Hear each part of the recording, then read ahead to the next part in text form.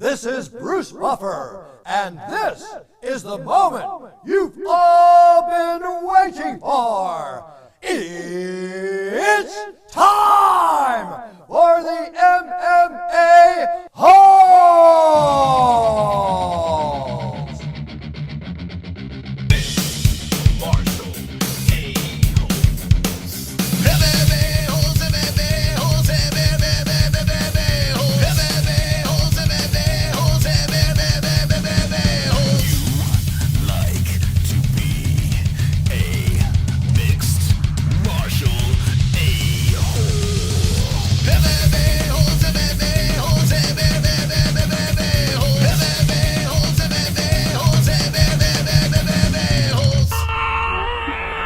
No way. From the Sanosi 1K Studios of Arizona, life without the UFC. What are we doing Saturday night? We got Randy Rudeboy Brown live on the show tonight with the MMA-Holes.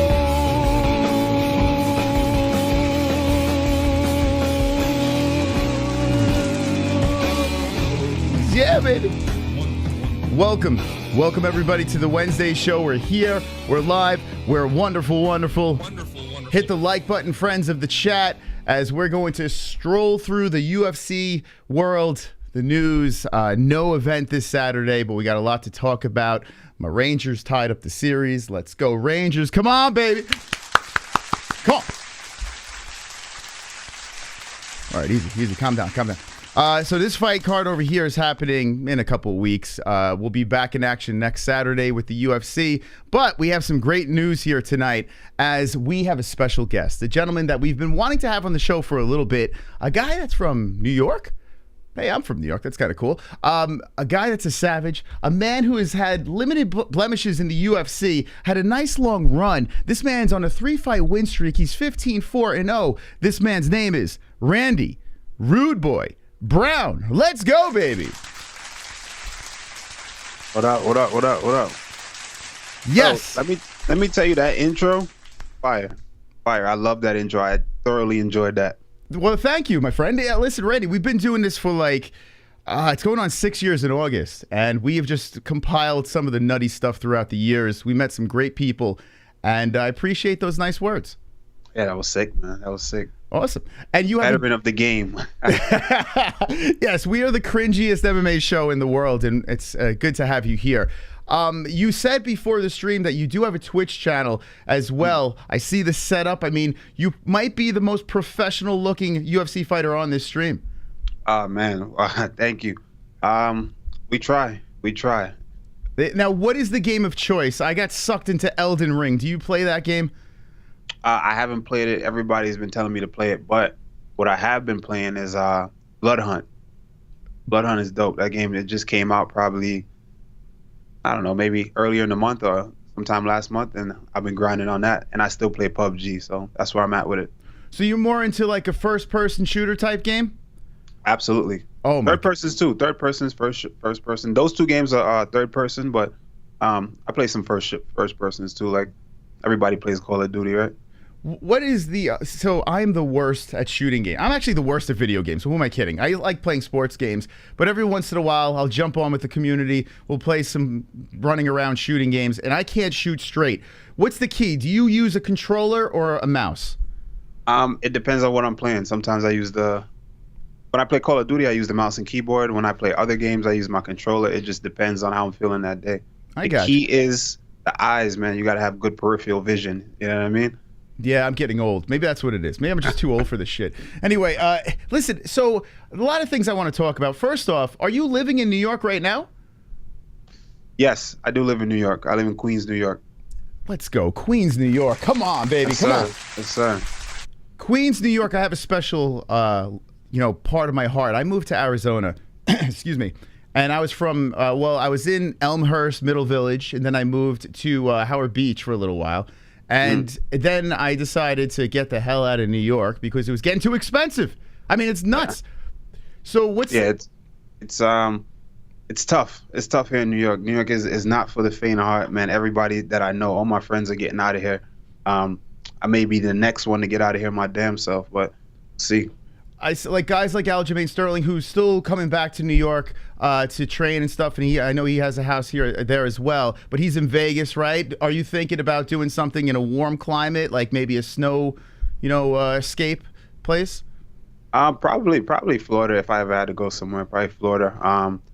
I love Cali. I got friends and family in Cali, but it's like running away from one expensive place to another. So I'm not too sure with that. And tell me about Jamaica. One of my favorite places to visit, like my favorite vacation of all time, was Montego Bay, Jamaica, Wagwan, the whole deal. How do you say Wagwan? How's it go? Wagwan. That's it. You got it. Yeah, Jamaica's beautiful, man. Jamaica's a beautiful place. If you're ever going down there and you want to visit the city instead of the countryside of the Montego Bay's area, I got an Airbnb there, a couple Airbnb there. So just hit me, and I'll get you a nice, good deal. Hey, listen. Get you in the city. Be careful. I'm going to be hitting you up for that. That's awesome. We had a blast when I was there, and the locals, like I had the most fun at the resort. We played water polo with these guys. I mean, the athletes that were at this resort were beyond human strength. I couldn't believe how strong. The genetics is unbelievable. Yeah, man. I'll tell you what. I think it's all the ground provisions and the ground. We eat a lot of yams and dumplings and all that kind of food. And our yams and dumplings are different from the rest of the world's yam and dumpling. It's just like ground provisions. You know what I mean? You know what provisions are? No, what is that? So like a dumpling is like it's just a lot of flour. We eat a lot of flour, and like a yam is not the same yam that you would have in America. Yam is like this big root that grows in the ground. You dig it up and slice it up. It's bright yellow and it's super nutritious. And yeah, we eat all kind of ground provisions a lot, and I think that's where a lot of that athleticism comes from, just diet. I was sitting by the pool. Guy comes up to me and says, "Hey, man, you want a coconut, like to drink out of a coconut?" I'm like, "Yeah, sure." He scales this tree, like up the tree, smacks it out, chops it in half. I'm like, "What the?" I could never see anything in my life like that. It was like Spider-Man. This guy. Just a regular day in Jamaica, man. That's how it is. So, how long have? So you were? I looked at some of your history over here. It said you were born in Massachusetts, but were you like? So where's the connection with Jamaica? I was born in Springfield, Massachusetts. Right. My mom is pregnant with me, and she, took a little business trip, right? And I was ready. She was living in Brooklyn at the time, right? And I was ready. So I was born there, and then I was here for about a year. And then, she was in Jamaica. She went back to Jamaica. She took me with her. And I lived in Jamaica from about 1.5 to about 16 years old. Wow. And then I came back and went straight to high school here, Jamaica Queens, Jamaica High School. So there you go, Jamaica, Queens, New York. Holy cow, I used to deliver in Jamaica, Queens, New York. Crazy, yeah. Man. So now, are you still in Jamaica, Queens now? You said you're in Queens. You're in Jamaica? Yeah, I live in Jamaica, Queens. Very nice. Look at that. And, I mean, you must have a lot of family and friends. So moving to Florida or something like that, it's got to be tough, right? When you have, like, roots in New York, it's like, it's so tough to leave that. It is. But the thing is, I think Florida is a quick move, and the thing is, I'm right there. If I go to Florida, I'm closer to Jamaica. I mean, I'm in Jamaica at least 3 times out of the year anyway. You know what I mean? So it'll be easier for me to maneuver. I do a lot of traveling, but it may be worth it. We'll see. Look at all the logistics in the future and see how it goes. Now, I have a little bit of a bone to pick with you. I've noticed in some of your content that you wear a Yankee hat. Now, what is going? Like, where did you lose a bet? Like, what's going on here? Why are you not a Met fan? Did I lose a bet? Honestly, I'm not even into baseball like that. I just wear it because it looks good. Okay. I just put it like that. I wear it because it's just a dope hat. You know what I mean? And I'm from New York. I mean, I gotta rock a Yankee fitted, right? I gotta rep for New York. So. Do you ever catch heat being in Queens that people are like, "Hey, man, what are you doing with that Yankee hat?" What, I'm supposed to have a Mets hat? Yeah, is it? Or is it? Well, listen. Nah, honestly, let me tell you, like, for me, people don't really wear where I'm at. We honestly don't wear our hats for like representing teams and stuff like. We just kind of wear it for the swag. I just like the Yankee fitted for the swag. Oh, okay. I'm not gonna lie to you. All right, fair enough. I said like Jay-Z's always rocking the Yankee hat and stuff like that. So yeah, there you go. You know what I mean? It's more from that side of things. I got you. So now, other than martial arts, and we'll get to that in a second, I like to get to know my guests over here. Are there any other sports that you're into? Because like I'm a massive Ranger fan. Like we had season tickets to the Rangers. Actually, I'm Rangers, Giants, and Mets. That's my three. But the Rangers, I don't know if you're into hockey at all, but I mean, my God, they're pretty good. I've gotten into hockey recently. I'll tell you what, my Discord and my co-host for my show that I do, he's a major Ranger fan. My entire Discord, they're all always talking about the Ranger game and all that, Rangers whenever they play. I went to one hockey game, and it was the Islanders, and that's kind of became my team, the Islanders. That's the only game I've been to, and I saw that one dude. I forget his name. He's super fast, man. He's like the smallest guy on the team. Someone in chat can probably say it. I don't know, Barzeski or something like that, or Barzell.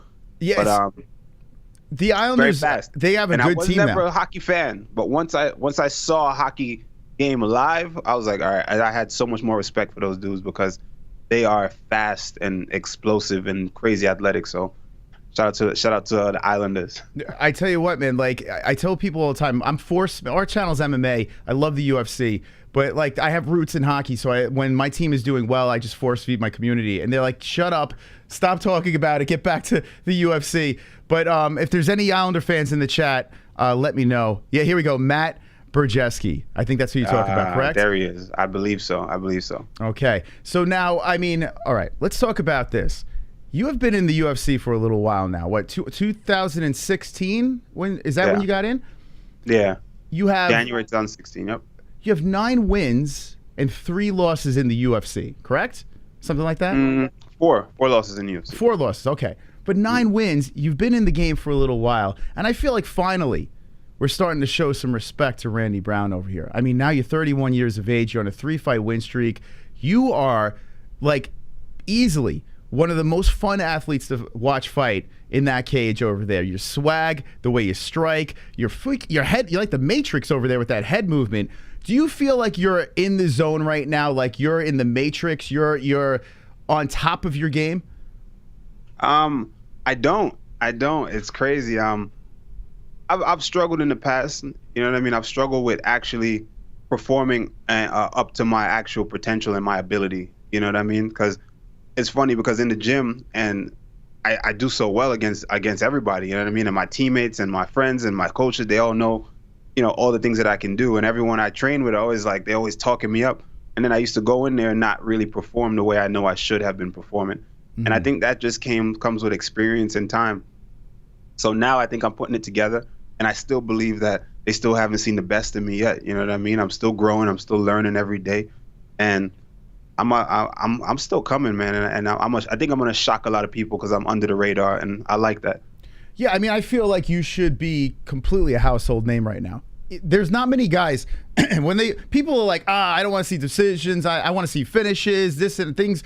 You know, like even when you go to a decision, it's fun. Like there's not many guys I could say out there. It's like, it's a decision. That's fantastic. You go to a decision. It's a war.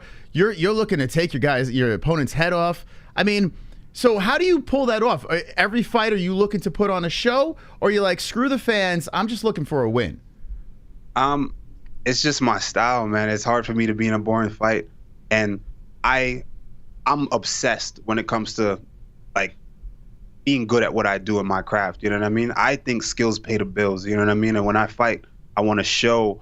I am putting on a show, I guess, but I don't really think about it. But I want to show off my technique. I want to show off a little bit. I want people to see like, all right, well, this dude, I'm not just another fighter. I'm different from a lot of these dudes. I really am. Not to say that I'm like better than anyone in like an arrogant way, but I think that I'm very unique, you know, and I give a ton of issues to a lot of people that I visit and train with, even people in my gym. So I just focus on being me and being creative and going out there and creating these moments. And the moments I like to create is through using my art. So if I create those moments, that's automatically going to make for a dope event. You know what I mean? So I just keep doing that. And your last fight against Chaos Williams, I mean, what the hell? The guy's name is Chaos, for God's sakes. Is that his real name, or he's screwing around here? What's going on with that guy? His name is Kalen. Oh, okay. I mean, if my name was Kalen, I'd say, fuck it, call me Chaos. That dude is scary. How did, like, he gets in there with you, right? And he does his mean mugging thing. And you're just like, yeah, whatever, bro. How do you get to that mentality? I would have been shitting myself in that cage, looking across and seeing that lunatic on the other side. How do you get in the zone? Like, yeah, I'm gonna beat this guy up. I don't listen, man. Let me tell you. Let me put it to you like this, right? A lot of people ask me that. People have asked me that before. Okay. And even growing up, you know, like a lot of my friends that don't really know much about fighting, for me, they always like, "Oh, that dude look brolic, bro. That dude is big. You know, he's this, he's that. What are you gonna do?" I'm like, I truly don't care. Mm-hmm. He's human. I'm human. A mean look, an angry look, I could care less, right? How angry you look, that means nothing to me. We're both martial artists. We're both gonna do what we do, what we've been training to do. That mean look ain't gonna help you. When he says fight, you looking angry is not gonna do anything, right? I'm gonna break your jaw with a smile on my face, right? As I'm not a mean guy, but I'm just executing and doing my job of martial arts. So I don't really think about that too much. You got the submissions, you got the striking, you got it all. And this is kind of wild, like this run that you're on over here. I got a donation coming in over here. Let me slip this in real quick. Hey. Wonderful. All right, this is from The Glove Touch. Appreciate no homo, you, but you got thick ass sexy ass lips, bro. Mwah. That young man is underage. Be careful. He thinks you have sexy lips. Do you get that a lot? I do not get that a lot. I mean, I have big lips. I have big features. You know what I mean? I got big hands, big nose, big ears, big lips. You know, what can I say? I don't want to tell you what else, but you know, we'll keep it PG or whatever. We can imagine over here. So yeah, I mean, you're 6'3" for God's sakes in the welterweight division. What's going on here? Like, what are you walking around at? Contrary to popular belief, I'm not very big. I'm actually right now. I'm probably no more than 190 pounds or so, if that. But I typically stay in shape. If I decide to get out of shape, or last time I was coming off surgery, I can get up to about, I can get pretty big. I can get up to about 210. Mm-hmm. You know what I mean? Maybe 215 if I tried, but I typically like to stay lighter. I just have a big frame and I carry all the weight in my shoulders and my back, so I look enormous. Yeah, you do. You look massive out there. And the guys at welterweight, who are big guys as well, but it just feels like you're always the bigger guy in these situations. Do you feel that, like, that helps you intimidate your opponent, like coming in there all big shoulders and stuff? I don't know. Maybe. It's hard for me to believe that anyone in this game at this point can be intimidated by how somebody looks. Mm. You know what I mean? Or it's just hard for me to fathom. But I think what intimidates people is confidence and the confidence of just executing and not really worrying about big, scary guy that's throwing bombs. You know what I mean? Someone that's in your face. Like, what's scary to me is a motherfucker like Charles Oliveira, who just walks to you with his marching his knees and just executing. He doesn't care what you're gonna do. He's just worried about, you gotta worry about what he's gonna do. You know what I mean? That's what's scary to me. So I don't know if it intimidates these guys, maybe, but I don't think it should. I think my style should intimidate them, the fact that I don't really care about anything that they're bringing to the table. Do guys like Charles Oliveira inspire you in a way where it's kind of like they came in at 20, they've had so many ups and downs, and then all of a sudden a switch flips and they are unbeatable? Is that someone that you look at and be like, hey, that's something I could do? Absolutely. Charles Oliveira is inspiration to me for a long time. Guys like him, guys like Dustin Poirier, and it's more so for the reason of they found themselves on the journey. They learned on the job. A lot of guys, it's easy to fall to the wayside when you're learning on the job because it's hard to do that. It's like sink or swim, and a lot of guys sink. Mm. We've seen them get knocked down before. We've seen them go through, have their ups, have their downs. They learned in front of the world. You know, they've been knocked out, they've been submitted, but they kept grinding. That never deterred them from picking themselves up and staying disciplined and on the path. You know what I mean? Sometimes guys kind of sway, and it's easy to sway when you take a L and you start to believe what the haters are saying and stuff like that. But these guys never did that. These guys stayed on that path consistently, and that was the motivation for me, you know? So they never got deterred, and I love that. When you look at the top guys in your weight class over there, you got some real. You have the pound for pound great. Like you got, it's like, wait, I'm in the 170, and now damn, I got the freaking pound for pound guy over here. Like, how does this work? And then you got the big mouth Colby Covingtons. You got the hype of Khamzat Chimaev. Gilbert Burns is looking great, even though he lost that fight. He looks fantastic. A lot of dangerous guys up there. Then I look on Twitter and I see Mr. Randy Brown calls out a Damian Maia over here, pulls him out of the. It says, "I'll retire your ass." Is that what's going on here? I guess, man, honestly, it wasn't a disrespectful thing. It's not like, hey, I'll retire you or anything like that. It was, he's looking for a send-off, and I just thought that, hey, it would be an honor to face a legend like that, a killer from that era. You know what I mean? I think that I'm right outside the top 15, and I'm working my way there. So I think that would be a good fight for me to work my way in. And honestly, not only that, just who's gonna have, not a lot of people could say they fought Damian Maia, you know what I mean? The killer like Damian Maia. So just to have a name like that on my resume or be able to chance to face somebody like that, that'd be huge. Do you feel that there are a lot of guys that just don't want to fight you? I mean, I not that I've experienced. I mean, there are guys that have turned me down. There's times where I couldn't get a fight, but for the most part, I've been able to fight. I mean, whenever someone turned me down, I was always another guy took the fight right after. So, but there's been a lot of guys that turned me down, but I got right after I've gotten on a new opponent, so I don't really struggle.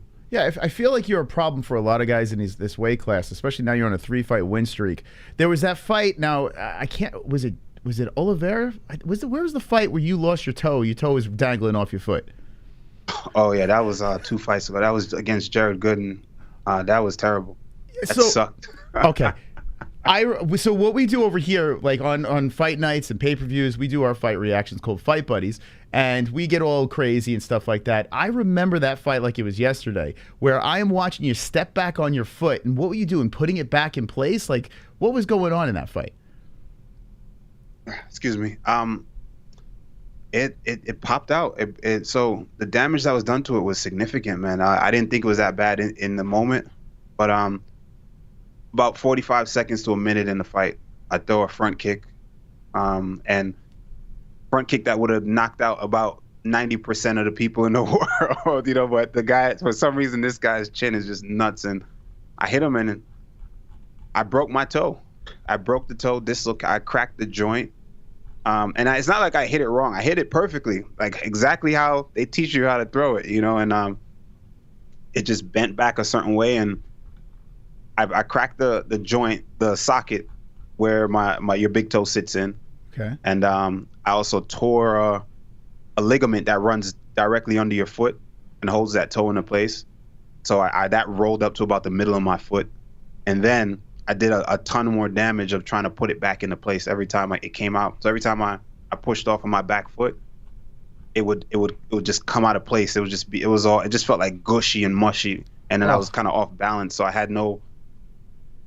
lost the ability to change directions explosively. So I just had to keep snapping it back in, and I did a lot more damage to it doing that. No kidding. So yeah, as the fight was progressing, I did notice that you just kind of like stomped on and says, okay, I think I'm fixing this, and you just kept moving forward. Was it like adrenaline going through your body? Like, what was getting you through that fight? Probably adrenaline, and I mean, it's just your instinct just takes over. It hurt, but it was kind of like, well, I got this guy in front of me trying to knock me out, and we just got to get through it. So my instinct was just to snap it in and just keep going, and it kept coming out. So I don't know. Maybe it was adrenaline. Afterwards, it hurt like crazy, but in the moment, I just kept going. I felt like I couldn't stop. Yeah, man, if you're just jumping in, we're live with Randy Brown, touch and go, jumping in, talking about his fight against Jared Gooden. It was wild how if you didn't see that fight, go back just for the injury alone. I've seen guys like John Jones, where he was fighting Chael Sonnen and the toe kind of was flopping around. When that happened, did you go back and say, hey, this happened to this guy? Or Uriah Hall was another guy I could think of where his toe was flopping around as well. Did you think of those guys, or are you just like in the zone, let me take this guy out? In the moment, I couldn't think about anything. I was just like, shit. I remember I went back to the corner and I spoke to my coach, and I was just like, I dislocated my toe. My toe is like, it's out. Something's going on. I broke it. And then he was just like, all right, don't worry about it. Just And they just started telling me like what to do in the fight. I'm like, bro, my toe is broken, and all you're gonna tell me is don't worry about it. You know, so yeah, it was interesting. I didn't really think about anything. In the moment, I'm thinking about this guy in front of me trying to knock me out. So I just kind of kept going, and I had to improvise and kind of like fight him in a different way, you know, with less movement and that kind of stuff. So now, okay, I want to go back in time a little bit. You've been in the game for a while now. I'm looking through your Tapology here. 2014 is when you started your first professional career. And how did this start here? So now you're living in Jamaica until you're 16. Were you training in Jamaica, or is it when you came over to New York? I was boxing first. I boxed for about from I was about 15 to 18. I started boxing in Jamaica, and then when I came here, I continued boxing. All right. After a while, you know, traveling back and forth to Jamaica, I'm still looking for a hub here in America to like train, right? To do full training. I know I had to go to school because I was living with my brother, and he was like, bro, you can't really stay here unless you go to school or work, right? So I said, hey, I'll go to school. And I was going to a technical school in the city, TCI. And I'm still looking for gyms that I could train in the area. And the closest gym was that kept popping up. And I don't really know much about MMA or anything like that, but I keep seeing jiu-jitsu and all that stuff popping up. And it was Renzo Gracie Academy. It was like 2 blocks down from where I was going to school. And one day I just was like, you know what? I'm gonna just walk in here and see what this is about. I walked in there and tried jiu-jitsu. I see these little guys in the gis. I tried it, and I was like, all right, cool, whatever. I got choked out and tapped out and everything, you know, and I didn't really understand it, you know, and then I left. I was just going to school. I didn't really stop by it, but then one day I saw Joe Stevenson versus, it was my first MMA fight I ever seen. It was Joe Stevenson versus BJ Penn. And when I saw that, it was a crazy fight, and BJ Penn had good boxing, and I was like, oh, okay. I was like, yo, this is crazy. And I kind of learned that they were using jiu-jitsu in that fight, right? And then I was like, oh, shit, I think I could do that. I want to try that jiu-jitsu stuff some more. So I went back with full intentions of wanting to learn how to fight MMA. And rest is history, man. Rest is history. I signed up for the Renzo Gracie Academy. I didn't really have much money. So my student loan refund that came back to me, I gave it all to the front desk people, and I was like, how long can this get me to train? And I trained for a few months, maybe 6 months or so. And then when it ran out, I was so brash, and I just spoke a lot, and I was telling everybody I want to be a UFC fighter and shit. Everybody's like, all right, calm down. And the front desk person, his name is Pete. Shout out Pete. He was like, he knew I didn't really have money or anything like that. He's also from Jamaica. And he was like, how would you like to come in the mornings and clean the mats? You could clean the mats and train for free. So I was able to clean the mats, train for free. And I got to train with so many great, future greats and future legends at that time, were like Gordon Ryan, Gary Tonin, John Danaher. I had so many great people just training with me on a daily. And met my coach there. And he had his own gym next to where I actually lived, you know, so I went to his gym. And he put it all together for me, MMA, and rest is history. I've been fighting MMA since. Wow. I got stuck fighting MMA. That is wild. So you basically just stumbled into it. It's crazy. And you know, everyone gets asked this question, like, hey, did you have trouble as a kid? Did you get into fights on the street and stuff like that? I'm going to ask you that as well. Like, did you have problems as a child in school with fighting? I mean, I don't think more than anybody else, but I was just extreme, man. I was an intense kid, you know what I mean? So I didn't get into more fights than anybody else. I mean, I wasn't like a troubled kid, but I was just extreme, you know what I mean? And the school I went to, it was, if you look it up, when I came back to Jamaica High School, when they were registering me, there was a fucking stabbing in the hallway, you know what I mean? There's bulletproof vests, cops with bulletproof vests and fucking metal detectors and shit. So it was just not a great school, but I was one of those people that I just wasn't going to play with you. If something happened, I'm going to fight you. And people knew that I would fight you, and it's going to be intense, you know? So I've gotten in trouble a few times, you know, for just going that extra mile. And I think people don't really mess with you when they know you're going to go that extra step, you know? So, yeah, that's pretty much it. Were you always a big kid? Like in high school, were you always one of the bigger kids or no? I wasn't. I was a runt. I still and considered a runt. You know what I mean? My brothers and everybody, they're all 6'5", you know what I mean? 6'4". They're all big people. My mom is a, you know, big lady. My dad is big. I was skinny and I had this big ass head. This big ass peanut head, and I was just skinny as hell. So yeah, I was always getting beat up by my brothers and cousins and even my sisters. You know what I mean? So I was a smaller kid, but I was very brash, and I was not afraid. I was bold, you know. So I used to take it that next step if I had to. That had to have played a part in your journey. Like all that when you were a kid getting kind of messed with as the run of the litter, you know, that had to be that extra chip on your shoulder where when you're going into the gym, you're like, oh, I'm going to prove everyone wrong here, right? Maybe subconsciously, but not, I don't really carry that. You know, I'm like, I don't really carry it, but maybe subconsciously, you know, somewhere, I don't know. I don't think so. But I'm typically just, I'm obsessed with the game of skill. I love watching boxing, and I love the high science, and I also love MMA. But a lot of things that I don't see in the MMA is the high science of boxing. People think that they can't incorporate it, you know? And I'm like, you actually can, you know? So I'm just obsessed with the science of combat. So I think that's what it is for me more. I want to execute, and I want to learn, and I want to develop as much as I can. So, and I want to do things that other fighters aren't doing, you know, to stand out. So yeah, I think that's what it is more for me than trying to show that I could keep up and I'm bad like you. You know, I'd rather be like water and just float on these dudes. You know what I'm saying? You seem extremely calm. Like it's like I feel like I'm zen right now with you. Like it's the calmest. You're not typical New York, like loud, obnoxious, Chris Weidman, you know, Matt Serra type New York. Matt's my guy. Shout out Matt. Shout out Matt. He is a great guy. But do you train over at Law at all? Do you ever pop over there? No, because I've maybe here and there a few times, but they don't really have any welterweights for me. It's mostly smaller guys. And when Weidman was around earlier, I used to train with Weidman a lot. But every Tuesday night, I head over to Serra's. Okay. And New York is like this. New York is very different. A lot of people don't realize when you think New York, you automatically think Long Island, and you think like the guys who are like the gabagoo and that kind of stuff. You know what I mean? But there's others. I'm from Jamaica, New York. I'm from Queens. I'm from like the city side. You know what I'm saying? So it's like, it's just different. It's just different. You know what I mean? People are loud and obnoxious still, but in a different way. You know, when you go to more to Long Island, that's where you get like the wrestlers, guys who went to college for wrestling and, you know, and all that stuff.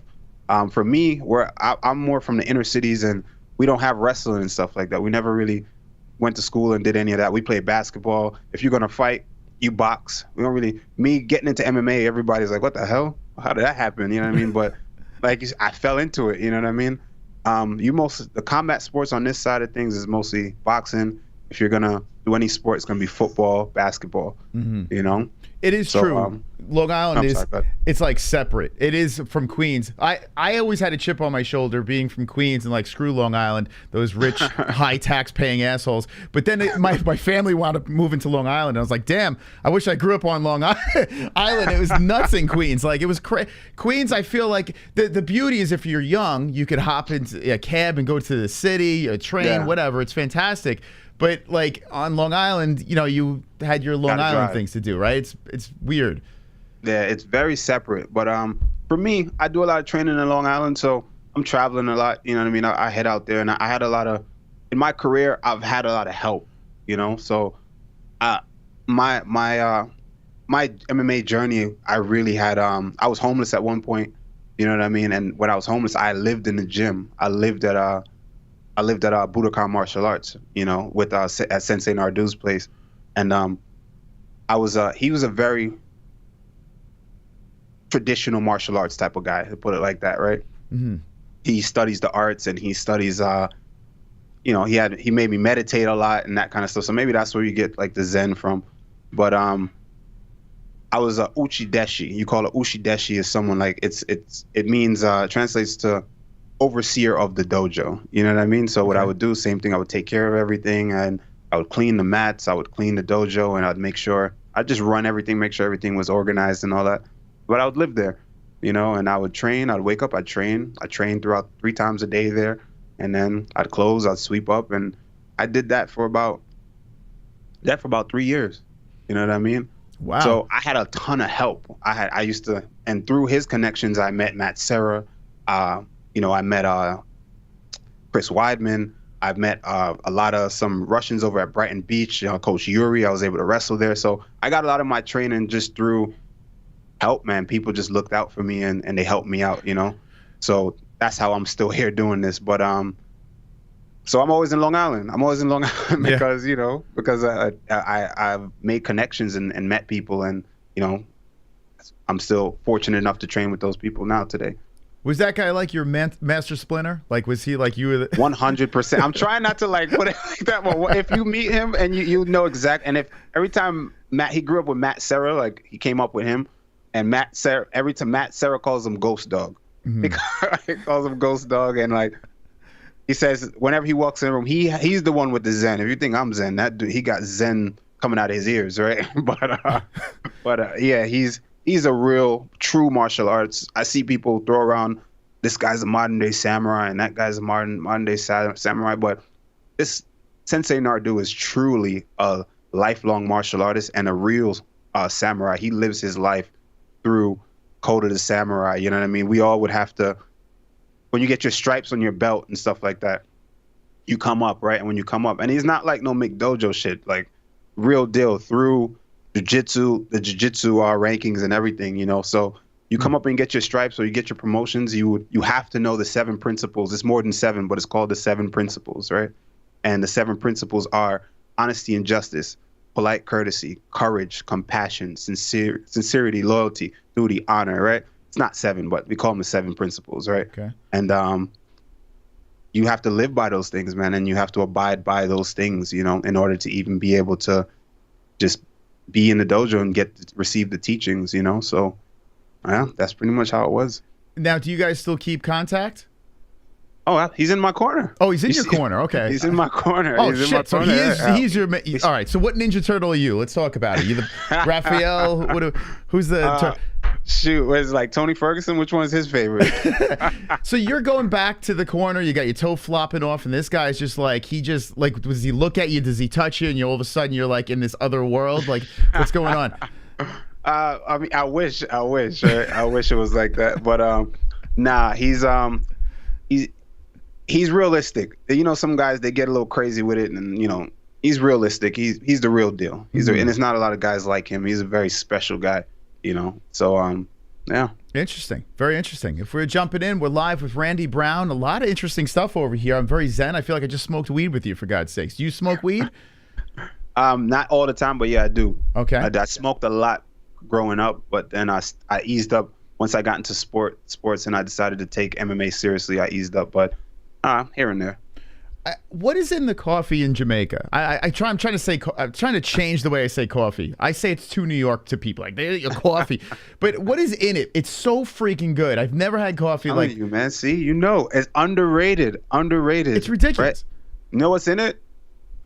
The ether of the Blue Mountains. Right? All the coffee is made from the made in the Blue Mountains of Jamaica. High up.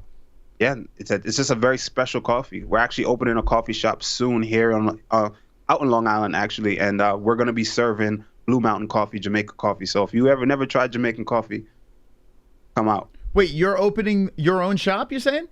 Yeah. Come on. We're going to have Rudeboy coffee right here in Lynbrook, New York. Hell yeah, man. All right, I'm going to check that out. That's awesome. So it's going to be, every time I think about Jamaica, I think of the coffee. I'm like, what is in this? It's like crack. I can't stop drinking this stuff. All right, so now I know. I don't know, but it's good as hell. It's good as hell. Underrated. There you go. I saw on your YouTube channel, and by the way, shout out to your YouTube channel. Where can we find it? Rudeboy TV. Rudeboy TV. You got like a podcast going now, right? Mm-hmm. We got a podcast with my brother-in-law. He's actually the one opening the coffee shop and all that. We're all gonna do that all together. He's my co-host.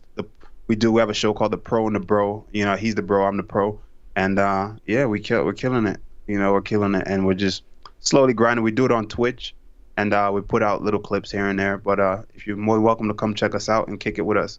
Hell yeah, man. I'm going to check it out for sure. Well, I had seen your clips at least, and I noticed that you put something out that might be a little controversial. People are kind of shitting on my boy Conor McGregor, for God's sakes. But you went to bat for him, I noticed. I did, man. I did. You know why? I feel like, listen, Conor is definitely an eccentric guy, polarizing, and he transcended the sport. You know, regardless of what, there's a lot of shenanigans. There's a lot of there was a fall from grace, most people would say, but I would consider him one of the greatest of all time. And my reason behind that is the things that he's accomplished, the way that he's done it, and the fact that he's changed the sport, and plus the rivalry between him and Khabib, and just we can't forget the way Jose Aldo has never been destroyed the way he was, man. Jose Aldo was a 10-year dominant champion before that. We forget, and he put Jose Aldo away in about less than 30 seconds. You know what I mean? So Conor McGregor definitely got the skills, and that you got to respect. You got to respect the skills. Maybe as he got rich, you know, it's hard to keep up and continue to train and be as great as he was. But for the time that he had it, he was one of the GOATs for sure. It's funny you say that because actually a lot of guys do have a lot of respect for at least what he's done. Like, he's jumped in and changed the game. Like, now fighters are making more money and things are changing. You kind of have a little bit more leverage if you play the game correctly, or if you play that gimmicky, silly stuff. With your style, though, it doesn't seem like, I mean, in the cage, you got the swag, but on the mic, you don't seem like the biggest of trash talkers. Am I missing something here? Or are you a trash talker? I'm not, but I'm not. I wouldn't even say I'm a trash talk. I'm just not there yet. I'm not in the limelight yet. So who knows when I get to the limelight? Not that I'm going to change and build this character, but I just never needed to step to anybody or speak in any kind of way. I lead with respect, and that's just my upbringing. You show me respect, I show you respect. You disrespect me, I'm going to disrespect you, you know? So that's pretty much how I carry myself. So, you know, I just thought of this. I want to ask this before I forget. I saw Dana White was saying the flags no more walking up, but didn't you still walk out with that flag? What happened with this whole flag situation in the UFC? I don't know. I don't know. I couldn't tell you, man. They just told us, hey, no more flags. So, and I think he alluded to something maybe about the whole war thing and all that. So, who knows? No, I never really got a full explanation. They were just like, hey, no more flags from this card moving forward. There will be no more flags. And I'm always rocking my flag, but representing Jamaica. So you know what? We'll find a way. I'll probably get a nice Jamaican flag mouth guard or something, or, you know, come out with a bandana or something. We'll make it work. Yeah, it's a little ridiculous. I don't know. It's bizarre. I did notice, like, if a Russian athlete now is walking to the cage, they're getting the boo birds from the drunks in the crowd. So maybe that's what it is. It's just they don't want any of that political stuff going on. Yeah, trying to kill the drama, probably. Yeah, just trying to kill all that drama. Yeah, it's crazy, man. On YouTube, we got a message from Google saying, "Hey, you can't talk about that stuff. No, we'll take your channel down." I'm like, "What?" Wow. Yeah, it's nonsense. What do you think about the whole scoring? Everyone's yapping about the scoring situation. You had a split decision. I saw some knucklehead in the chat talking some smack, saying Chaos won. I think I should ban him, right? Should I ban that guy? What do you think? Yeah, send him home. Send him packing. But yeah, so what do you think about, like, I mean, I've been going back and forth on this. I wasn't a big fan of the idea of open scoring. And, you know, I see ARIEL Helwani leading that charge and everything like that.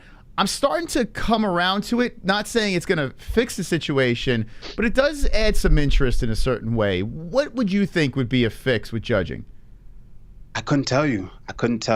And I think that we need to have a steady criteria that everyone is on board with. I mean, everything is so wishy-washy. This guy's over here. One day we're based off of cage control. One day, you know, we're going off of takedowns. One day we're going off of knockdowns. And it's always just mixed, you know what I mean? But that's what comes with a sport that has so many variables and so many ways to win. The open scoring thing, I'm not a fan of it. I think that it adds extra pressure to the fighter. As a fighter, I think that's a skill in itself to understand where you stand in this moment, right? You and your coaches. I mean, according to my coach, I'm losing every round, right? Just to keep me motivated, you know what I mean? Keep me working for that win and for that finish.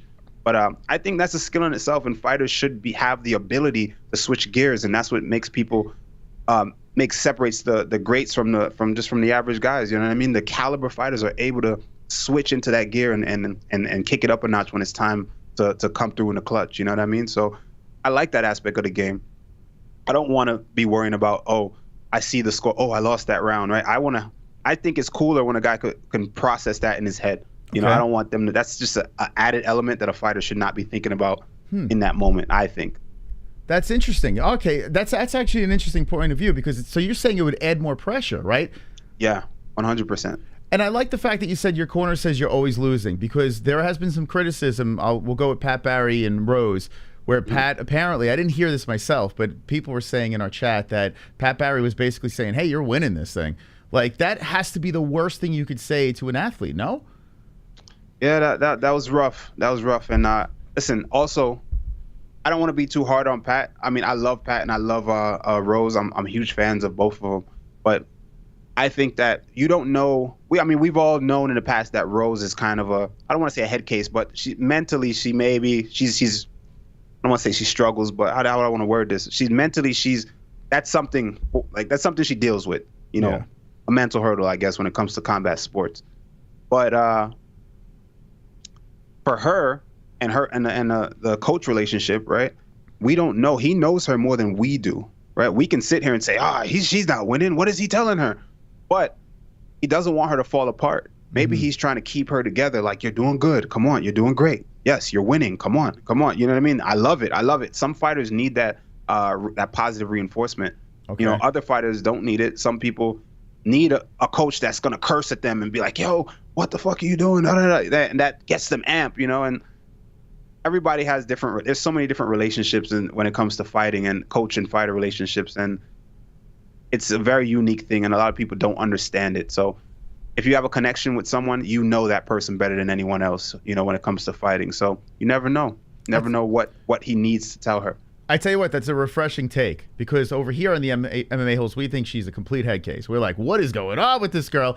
But it's true. I guess, like, each fighter is different. Each thing, you know, I said this before to the people, too. I was like, listen, we can criticize as much as we want, but at the end of the day, they got her to become a champion. You know, absolutely. That's another thing that people don't realize. We can say whatever, but she's a champion. They have a formula that works.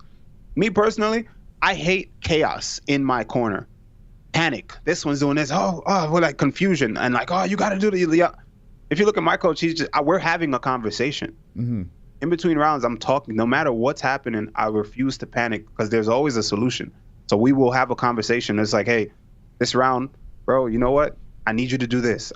Don't do that, you know, because this is gonna make this happen. And I'm like, yeah, I saw that. Damn, I need to bring back information to my coach as much as he needs to give me what he's seeing from his perspective, because we both coming from two different perspectives. So I need to give him back feedback and he needs to give me feedback. I much rather have a conversation than someone telling me to, like what Mike Perry said, you gotta go, Mike, you gotta go, faint. Remember that viral video? Yeah. That is fucking chaos. I'm like, that's how you see fighting? If you're seeing fighting like that, then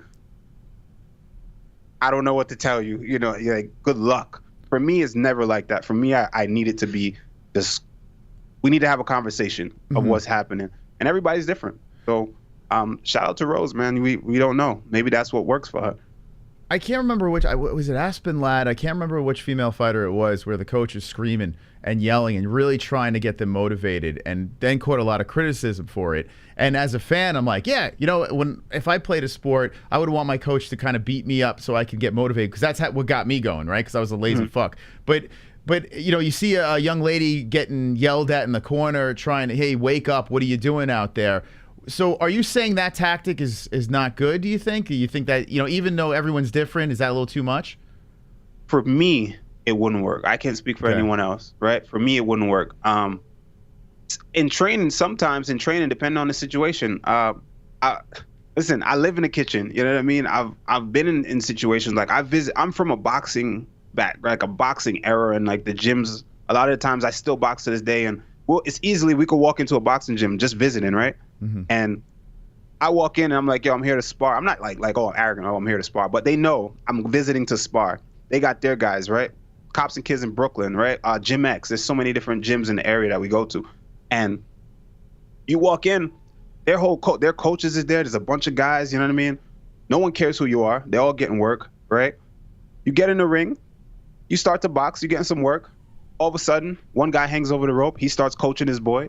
Next thing you know, it's getting heated, right? Another guy hangs over, his coach hangs over the ropes. Everybody's yelling. Now it's like, oh shit, right? It's like, oh, you get hit. It was like, oh, people are talking shit. Oh, you gonna let him hit you like that? Oh. And it's like crazy excitement. And that creates an environment that I believe is good for fighters at times, not all the time, at times. And I think that times like that, it's assimilate the chaos that happens in the fight.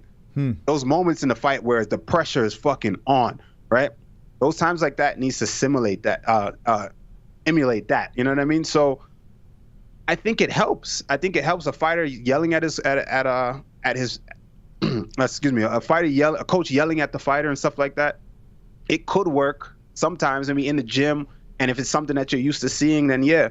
But other people, not so much. You know, for me, I've been in situations in the gyms, in the pressure cooker like that. So I can think clearly in those moments. I don't need to be yelled at because I've been doing it so long. So I don't need you to yell at me. I need you to give me a real solution so we could work this thing out because I'm experienced, right? But for someone like that, maybe that's what works. We don't know how experienced she is. We don't know if she's ever been in those situations.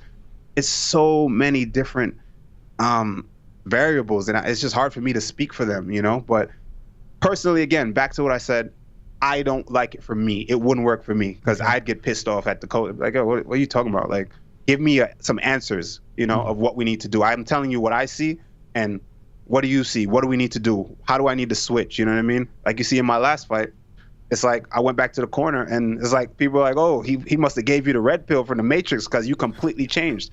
Watch the corner. We went back, and I looked at him, and I smiled. I said, I got a little sloppy, right? And he was like, yeah, hell yeah, way too sloppy. I need you to get on your jab and use your game. Stop overthinking about this guy. I need you to use your game, get off your game, be more loose. You're too rigid. Relax.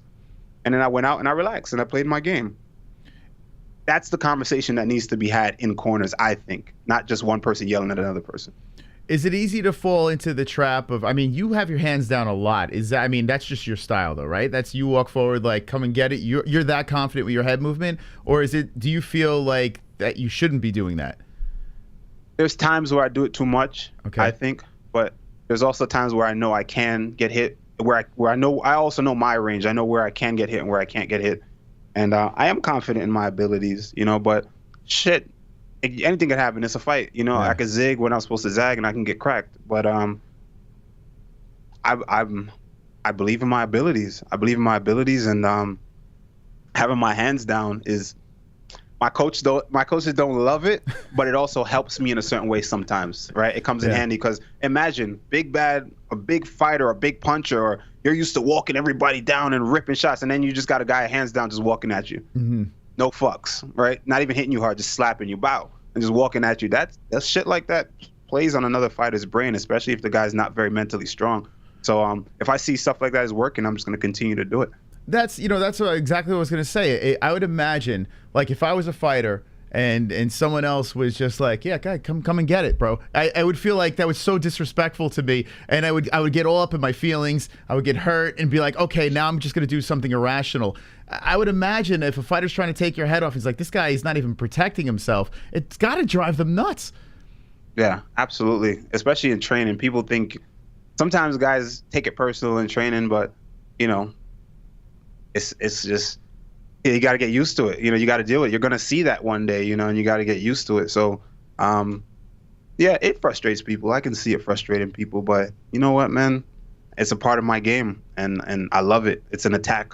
So I'm I tell you, as a fan, it's fantastic to watch. It's amazing. Like watching you just avoid punches like the Matrix. I'm like, what is going on? This guy's legit, man. I could watch you fight every weekend. Sign this guy up. It's fantastic stuff. Let's talk about matchups here. That. How are we gonna crack into like the top tier guys here, the top 10, the top 5? I mean, you got why are you not fighting Kevin Holland? What is going on here? Why is this not happening?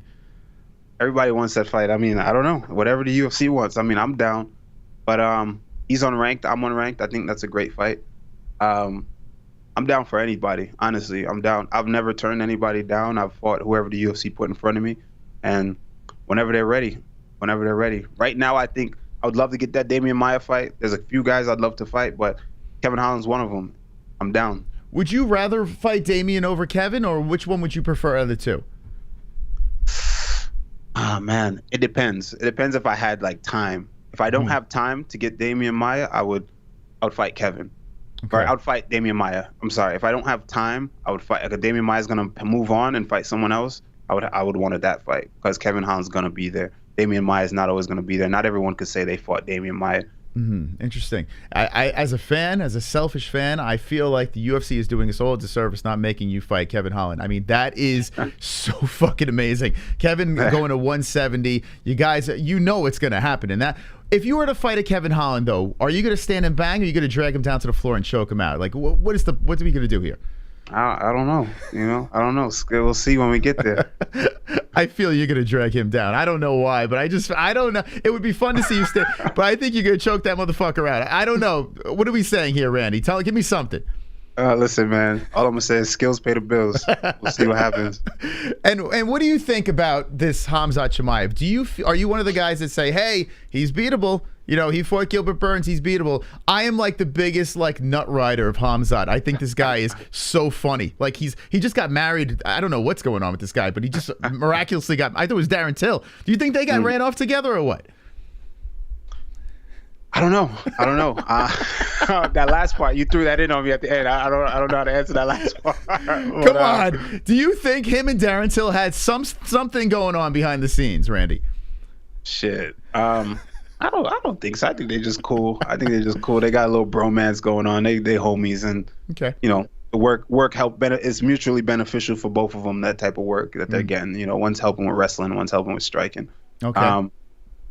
But I think that I think Khamzat's the real deal. I've always thought he was good coming into the UFC, and even on my show, we talk about it. Every time he fought, we were like, we know he's good, but we don't know how good he is, right? So that's what the thing was for me. I've always knew he was the real deal, but I didn't know where he fell on the spectrum of being good, right? Everybody's good in the UFC, right? But we don't know how good you truly are until you fight, you know, a serious guy, and he proved it. But I always knew he's beatable. He's human, you know what I mean? At welterweight, when he fought Mearshot, you know, everyone was like, "Oh my God, he's the guy that." But Mearshot let him just walk over to him and punch him in the face like they was in the street, you know. I think he's beatable, but he looked very good. But I still think he's top caliber for sure. He's up there. He's a very good fighter. And let me ask you this: so I have been Team Usman since The Ultimate Fighter. I've been yelling at my community saying, watch, this guy's gonna be a champ. I pat myself on the back every time this guy defends the belt. I think he's phenomenal. He's fantastic.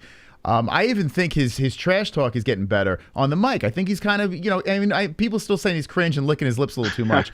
But I like Kamaru Usman. With that being said, I think Khamzat Chimaev is a big problem for that guy. You think? I do. Am I off on this? I think so, for sure. But after watching that last fight, you know, in this game, it's like, what have you done for me lately? People always judge you off of your last fight only for some reason, which is weird. But I think he does present some serious problems. But I also can't sleep on Usman, man. Usman is a champ for a reason, and he has some serious wrestling ability himself. They both need work in the stand-up area, but they're both phenomenal wrestlers. And if they cancel each other out and someone has to strike, comes a striking match, I'm going to go with Usman on the stand-up. Okay, Kamaru Usman. From what I've seen so far from Khamzat, obviously he probably has more depth to his game, but from what I've seen thus far. I mean, it's smart to ride the pound-for-pound guy. I mean, it would definitely be a smart move, considering, you know, Khamzat does look beatable. I mean, Gilbert Burns brought it to him for sure. What do you think about him collecting, like, he hasn't got hit much, and then he goes into the Gilbert Burns fight, and a lot of the analysts and the professionals out there are saying, hey, his chin got clipped a bunch of times unnecessarily, and that could be problems for Khamzat. Do you see any of that? Well, he's fighting a beast. He got tested. He's fighting a beast. You know, a lot of people are saying, throwing around exposed and all that stuff. He's fighting a great fighter. You know what I mean? This is fighting, so you're going to get hit. The thing is, remember, he's not highly, we like throw things around so much in MMA. He's not highly skilled in the stand-up era. His Kotui Waza is his grappling. You know what I mean? His wrestling ability. So, with that being said, now he's tired. He wasn't able to take Gilbert down. Gilbert is strong with a low center of gravity. He wasn't able to get those takedowns underneath him as much as he thought he would. Now he's tired. You know, hard to move. A guy that's not primarily very diverse in the stand-up arts. What is he gonna go? His go-to is gonna be move forward, be tough. right? And they're both just kind of, both of them were the same. They kind of just clashed each other, and they were just throwing bombs, and they both got tested and dropped, you know. But that's the fight game. With these guys heavy with the grappling, the wrestling, Usman, Khamzat, Colby Covington up top, do you feel that it's going to take some more time for you to be ready for someone like that? Or if something happens, people fall out, you could slip in within the next year or so and seriously make a move for a belt? Absolutely. Absolutely. I mean, obviously, if we're being realistic, we need time. I mean, we can't just, you know what I mean? If we're being realistic, we need to, that's not an opportunity that's just going to fall in my lap, right? I need to show and prove. So if you're speaking theoretically, absolutely. Absolutely. I think I'd be, if they ask me, I'd be ready to go. All right. But will I get that call within the next year or so? Probably not, unless I'm fighting consistently. I need to fight at least 4 more times and get like 4 finishes or something like that. Are you going to go on a revenge tour like Kill Bill, Bilal Muhammad, Vicente Luque? Are they on your hit list on the way up the rankings? Shout out to Bilal. Bilal's doing a wonderful job. You know what I mean? He gets a lot of hate unnecessarily, but that dude is a great fighter. You know, he's a solid fighter, and he game plans, and he fights well. He fights smart, and I like that about him. Maybe not be the most exciting, but 100% very. When it comes to fight IQ, he's very skilled, right? Highly intelligent when it comes to the fight game. And yes, I would love to go back and get some of those, avenge some of those losses. There's things I never really spoke about, you know, and I kind of just got to just take certain things on the chin, you know what I mean? Because you just look salty when you come out, and it sounds like you're just making excuses. So, you know, I'll just say, when I fought Luque, I was compromised. You know, I don't really talk about it much, just among the people that I've been around, like my team and shit. No, they know. Horrible weight cut, terrible weight cut. I got ready for that fight during the pandemic. We were the first event back from the pandemic. I only hit the bag in my backyard. That was my entire preparation for that bout. And, you know, ruined the weight cut, had to cut too much weight. I was gassed in round 1, and I was shit. He fought a shell of me. And I don't want to take anything away from Luque at all. Luque is a tremendous athlete and a phenomenal fighter, right? One of the best right now. But he fought a shell of me in that moment. It is what it is, all right? So I would love to get that back. If any opportunity I can get to get that one, absolutely. And then the Nico thing, just watch the fight, man. What can I say? You know, that hammer fist. 9 out of 10 times. Talk to me, man. 9 out of 10 times we cooking Nico. So I'll just leave that. I'll just leave that where it is. I was shocked. I couldn't believe it, man. I mean, I'm sure you couldn't believe it either. I mean, like with a hammer fist from the bottom, correct? Like that was, what the fuck? That was insane. It was basically like right place, right time. Like it was kind of like all the stars lined up, right? 100%, 100%. You know, but hey, if I can get that one back, I'd love to. If not, it is what it is. But one I would really love to get back would be Luque down the road sometime. Yeah, it's funny. I'm looking through the rankings. You start with the Mickey Gall. If you look through the Nico and the Vicente, like if you like certain little things don't happen in those fights, your win streak is incredibly impressive. You're only 31 though. So it's like maybe these things, do you ever think about fate? These things were meant to happen, learning experiences throughout the way? 100%. That's why earlier when we first started talking, I was telling you about the inspiration I draw from guys like Charles Oliveira and guys like Dustin Poirier, because there's 2 kind of fighters. There's 2 kind of athletes. There's the guy who loses and he gets discouraged and he starts to believe whatever the media says about him, and people say, even though they don't know him, it's a lot. And he used to wake up early. He used to go to every session. He used to do everything and skip nothing because he believed he was going to be world champion. Took a couple L's, started hearing people talk, and then he started to, he gets discouraged, and then he's still there. He's still training. He's still doing what he does, but he's not giving it his all anymore. And he just he's comfortable just coasting and just being another guy on the roster. And he accepts that and slowly fades away. But then there's the other guy. There's the other guys like the Dustin Poiriers of the world and the Charles Oliveira's, where they say, you know what? They get knocked down. They say, okay. And they continue. They never deter from that path. They continue to just be that guy. You know what I mean? They continue to just be consistent, and they continue to wake up early. They continue to make every single session and make everything count and continue to evolve and get better every single time. That's the motherfucker that you're going to see in the future. You know what I mean? So I think that I 100% learn from those mistakes, and I'm that guy that's consistently there and going to keep moving forward and consistently going to be better every time. So I've learned from those mistakes, and I'm going to keep pushing, and I'm going to keep being better. So, and like I said to you before, I also think that I'm under the radar, and a lot of people sleep on me because of those things, and I love it. So we just going to keep coming. I think it's funny you say that, because I think of like Islam Makhachev, who has a blemish on his resume. I feel like those things help. Like, I know you don't want to lose, but like you lose or you learn, right? That's the famous saying that people say. And Charles Oliveira had his losses. Islam has a chance to do something incredibly special as well. I mean, he could surpass what Khabib did. Like, I mean, he's got all the tools. He looks like he doesn't want to stop anytime soon. So, like, losses aren't necessarily, yes, that night I'm sure it sucks, but in the long run might not be the worst thing in the world. Absolutely. And also a win in the wrong time. You can lose when you win, because a win in the wrong time at the wrong place could put you in a place where you weren't ready for. Now you're actually fighting guys where you weren't ready for, and now you're on a losing streak within that. You know, oh, now you're ranked number 9, and now you're only fighting the best, but you weren't ready at that time. So now your learning curve is much higher. You have to learn on the job against those guys. That's going to be tough. Whereas you took a L, you took a setback, now you're still stagnant in that area. Still fight those guys, those level of guys, and you keep building and getting better there. Oh, boom! Now I'm better than now. Now I'm much better than I was. Now I'm experienced. Now I'm ready for the next level. And you go to the next level, and it's easier for you to learn, easier for you to grow. There you go. Hey, if you're jumping in, we're live with Randy Brown. Let me tell you, Randy, this is like flown by. I could talk to you all fucking night, man. This is crazy. I don't know. It might be a New York thing. I have no idea. If you have a couple more minutes, do you mind taking some questions from our live chat? Sure, let's shoot. Let's do it. Okay, chat. Give me some questions from Rudeboy, Randy Brown. The nickname, by the way, I'm assuming that's. Hey, listen, hey Rudeboy, like what's going on here? Jamaica. One time for Jamaica. Big up Jamaica. One time. Did you, when you were a kid? When I was a kid, I was like this, like nerdy white guy that listened to reggae music. Like I don't know why. I like Mad Lion and Shabba Ranks and stuff. Like I was into that. Just the other day, my wife, I'm in the kitchen listening to like that old stuff, like reminiscing.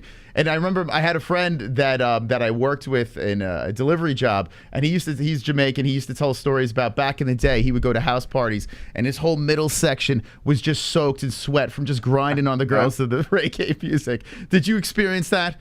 Absolutely, as a kid, 100%. Well, now times is different. Now you go to a dancehall party and it's modeling, everybody's modeling and stuff like that. You know, I think that times just change. But absolutely, everybody's dancing, everybody's sweating, everybody's having a good time, everybody's running around, girls getting thrown around. It's the funnest thing ever. Insane. It's straight up insanity. If anybody goes to Jamaica ever, please, you must experience a dancehall party. Not the parties on the resort. Get out there, get with the locals, and find a dancehall party and enjoy yourself. I convinced the people I was with, my ex and my brother and everything like that, to leave the resort to go to a club out there, and I loved it. But the problem was this: they were terrified because there were like jeeps with like giant guns, like soldiers, like passing us. Like, oh shit! Like we're about to get killed out here. The soldiers, you're fine. The soldiers, you're good. The soldiers are gonna look out for you. You'll be all right, man. Okay, all right. So there we go. Yeah, see, as long as you don't go into down any lanes where, like, you know, into certain areas where you're not from and where you're not supposed to be late at night, you'll be fine. But honestly, if you see the soldiers with the big jeeps, stay out there, you're fine. Okay. In Jamaica, soldiers they move around like the police. There you go. You're fine. Yeah, my brother he's been killing me. 10 years it's been since I've been there, and he always talks about that. Why did we leave the resort? Okay, here we go. Chat questions over here. I see people jumping in about Chaos again, him being scary. We spoke about that earlier. Not so scary, right? Nah, man. Kalen's cool, man. Kalen's a good dude. Let's see. Does Rudeboy party after his fights or go straight home? That's a great question. After party stuff. You go out and party? Typically, I'm a guy where my feet are always banged up. So typically, I'm just chilling. I'm chilling in the resort. I'm chilling home. I do my partying maybe a weekend after. So are you married? Do you have a girlfriend? Do you have anyone going on in the? Yeah, I got a girlfriend. Shout out to Sophia. She does all my does all my content. She's my editor and videographer. So shout out to her. Hey, that's great. Yeah, me and my wife. That's we got together. We met through YouTube. It was bizarre, and now we work together. Do you guys fight a lot about content? Like, do you go back and forth, or you run a tight ship? She kind of just lets me take creative control. I mean, she's more creative than I am, but she lets me do my thing, let me feel like I'm doing something, and then she just adds stuff. You know what I mean? And changes it up. Before you know it, it's completely different, and it's her idea. Sometimes you got to compromise, right? So. Yeah, but she also does her thing. She owns a media house, you know what I mean? So she always working on these other big projects and stuff like that. And I come in and I'm like, please, could you help me with my video for YouTube? That's awesome. You know, so yeah, she's a big help. Alexi wants to know, would you rather fight D-Rod, Daniel Rodriguez, or Kevin Holland? Who would you rather fight between those two? Any one of them. Honestly, I really like the D-Rod fight. I mean, there's a name that I've given to the UFC, but we're in the talks right now with them about a guy, but D-Rod is right there. If I don't get that guy, it probably D-Rod is the guy. Doesn't look like it's going to get any easier for you. John Walker and All-Star Cali, basically speaking about food here. Jamaican beef pies, restaurant or grocery store? That's the question over there. Jamaican beef pies, restaurant or grocery? He's probably talking about beef patties, Jamaican beef patties. Okay. So restaurant or home. I like to cook. I cook a lot. So you can, even on my YouTube channel, you see me steaming fish. And this morning, I actually made some oxtail, rice and peas, gungo rice and peas and all that. So yeah, I'd rather cook. Sober Carl says, I heard Randy can rap. Can you ask him if he could rap something for the MMA-Holes, please? You got some skills? That's someone from my Discord from last night. Last night was crazy. Last night we got out of control on one of my streams. So, no. So we have this young kid from Florida. His name is Young Flex, and he's very talented. He's just dropped a new album. And he came on and he was doing a little freestyle on the show, and it's not easy, man. Like, I don't know, like, can you like hit a freestyle on anything, or is it like, hey, you got to be prepared if you're gonna jump into that? Nick Grassi in the chat, he can spit a freestyle. That dude could spit a freestyle like off the dome like that. All right. Not me. I'm not. That's not really my thing. Listen, I barely speak English. You're not. I'm like stuttering and slurring my words. Like, when I was in Jamaica, I had to I didn't start speaking proper American English until I was 16. Right? I like to think that I'm good at it, but I'm actually really not. So imagine me rapping. No. That makes it even better. I mean, I don't know. I think that's even better. You got to hear us rap over here. It's ridiculous. If you could fight anyone in history, who would he fight? Says Gary Collins. Anybody fighting now or in the past, who would it be? BJ Penn, Anderson Silva, one of those guys.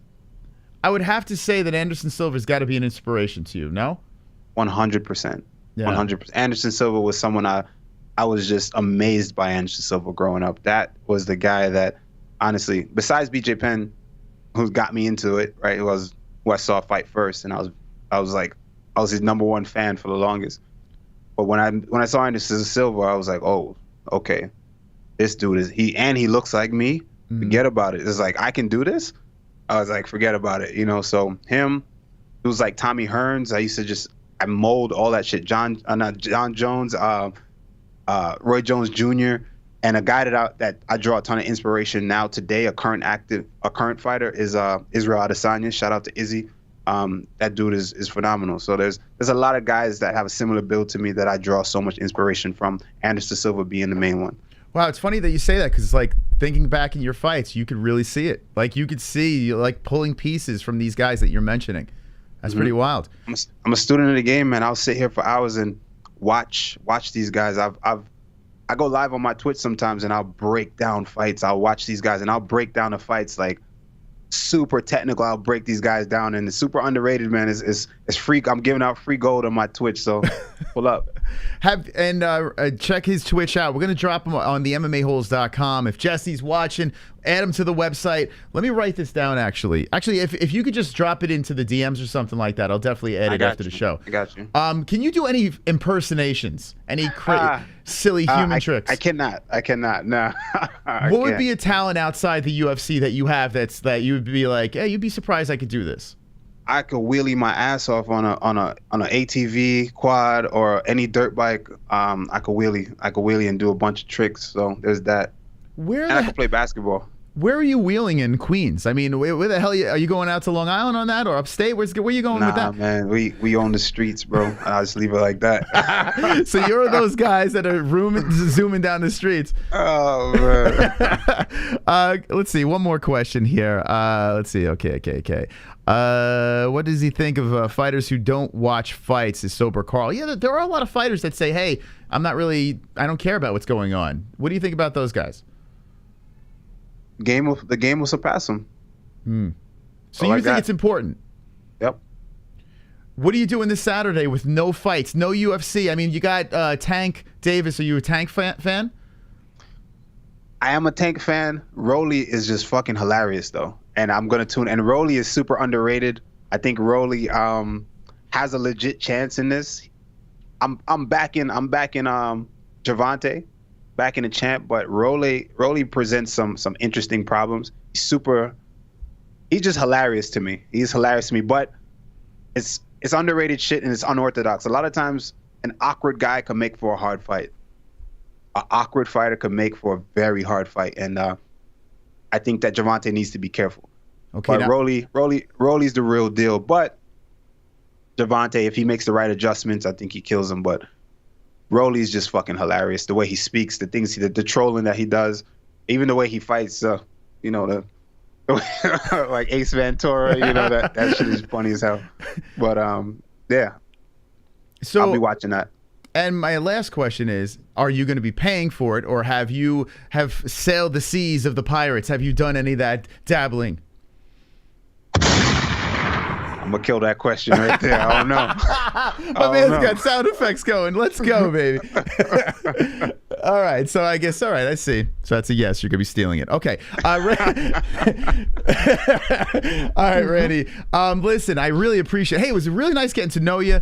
Looking forward to your upcoming fight, whenever that is. I'm going to check out your Twitch stream as well. You got your podcast going. Everything's hitting on all cylinders. Very happy for your success, Randy.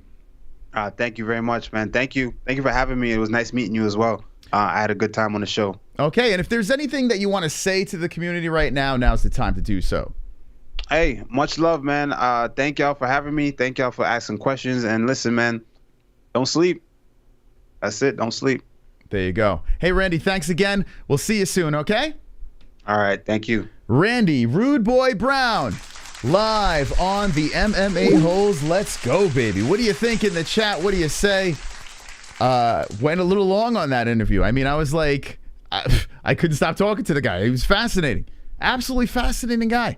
Super chill, What do you guys think in the chat of Mr. Randy Brown? I've been looking forward to interviewing him for a while. It's crazy that he's only 31. You look at all the, UFC experience that he's had over there. In the, and he's on a 3-fight win streak. To those that were asking about, who he'd like to revenge, he said, you might have missed the question earlier, but he was saying how, he wants them all. He would take them all back, Vicente Luque, though, it seemed like was one that was really high on his list. But I think Randy Brown really can make a push. I really do. And regardless of what happens, the dude is incredibly exciting. Like, he's one of the few guys that even if it goes to a decision, you're like, oh, all right, this is a good, solid fight. So let me know in the chat what you think of Randy. Do you think he could be a champion? Thank you, Zachary. Appreciate that. Great guest, killing it with the guests lately, Moss. Thank you, Dustin Time. Appreciate it. It's nice of them to come on.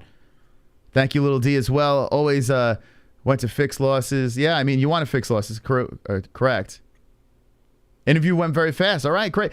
My mind is always like this. Like, when I'm interviewing somebody, I just want to get to know them. I feel like the more we get to know them as a person, we see them as a fighter, but the more we get to know them as a person, it's easier to root for the person, or maybe easier not to like the person. I don't know, but I like the fact of getting, to know these athletes and what goes on between the ears. Thank you, Gary, as well. Appreciate it. Hey, you guys are awesome, man.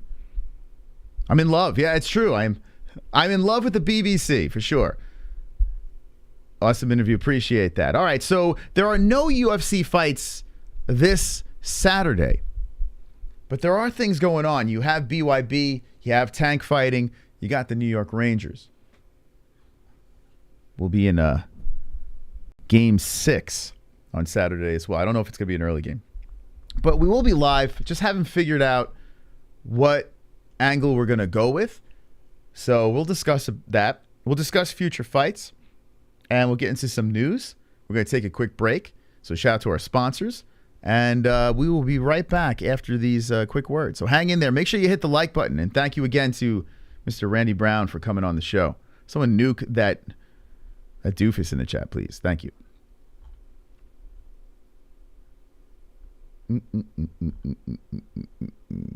All right. I'm trying to find my thing here. Where you at? Okay, here we go. See you later, guys. I'll be back in 2 seconds.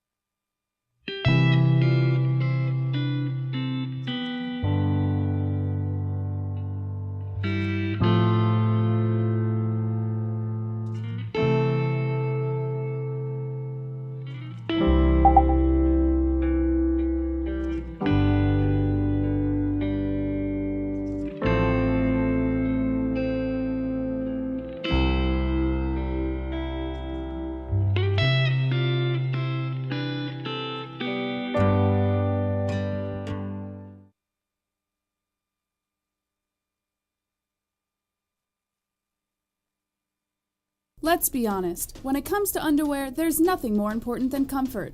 Why empty your pockets for generic underwear that loses comfort, quality, and style when you can slip into a pair of Sheath and get even more out of your daily wear? With Sheath underwear, you can treat your jewels like royalty as they are given their own private sanctum, keeping them secure and you in a state of bliss. Get 20% off Sheath now using promo code MMA-Holes. That's MMA-HOLES with the link in the description below.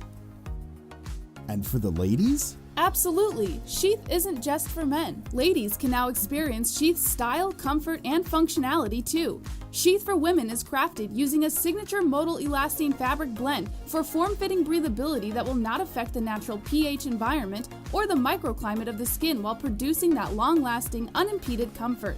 Use promo code MMA-Holes, MMA-HOLES for 20% off at sheathunderwear.com.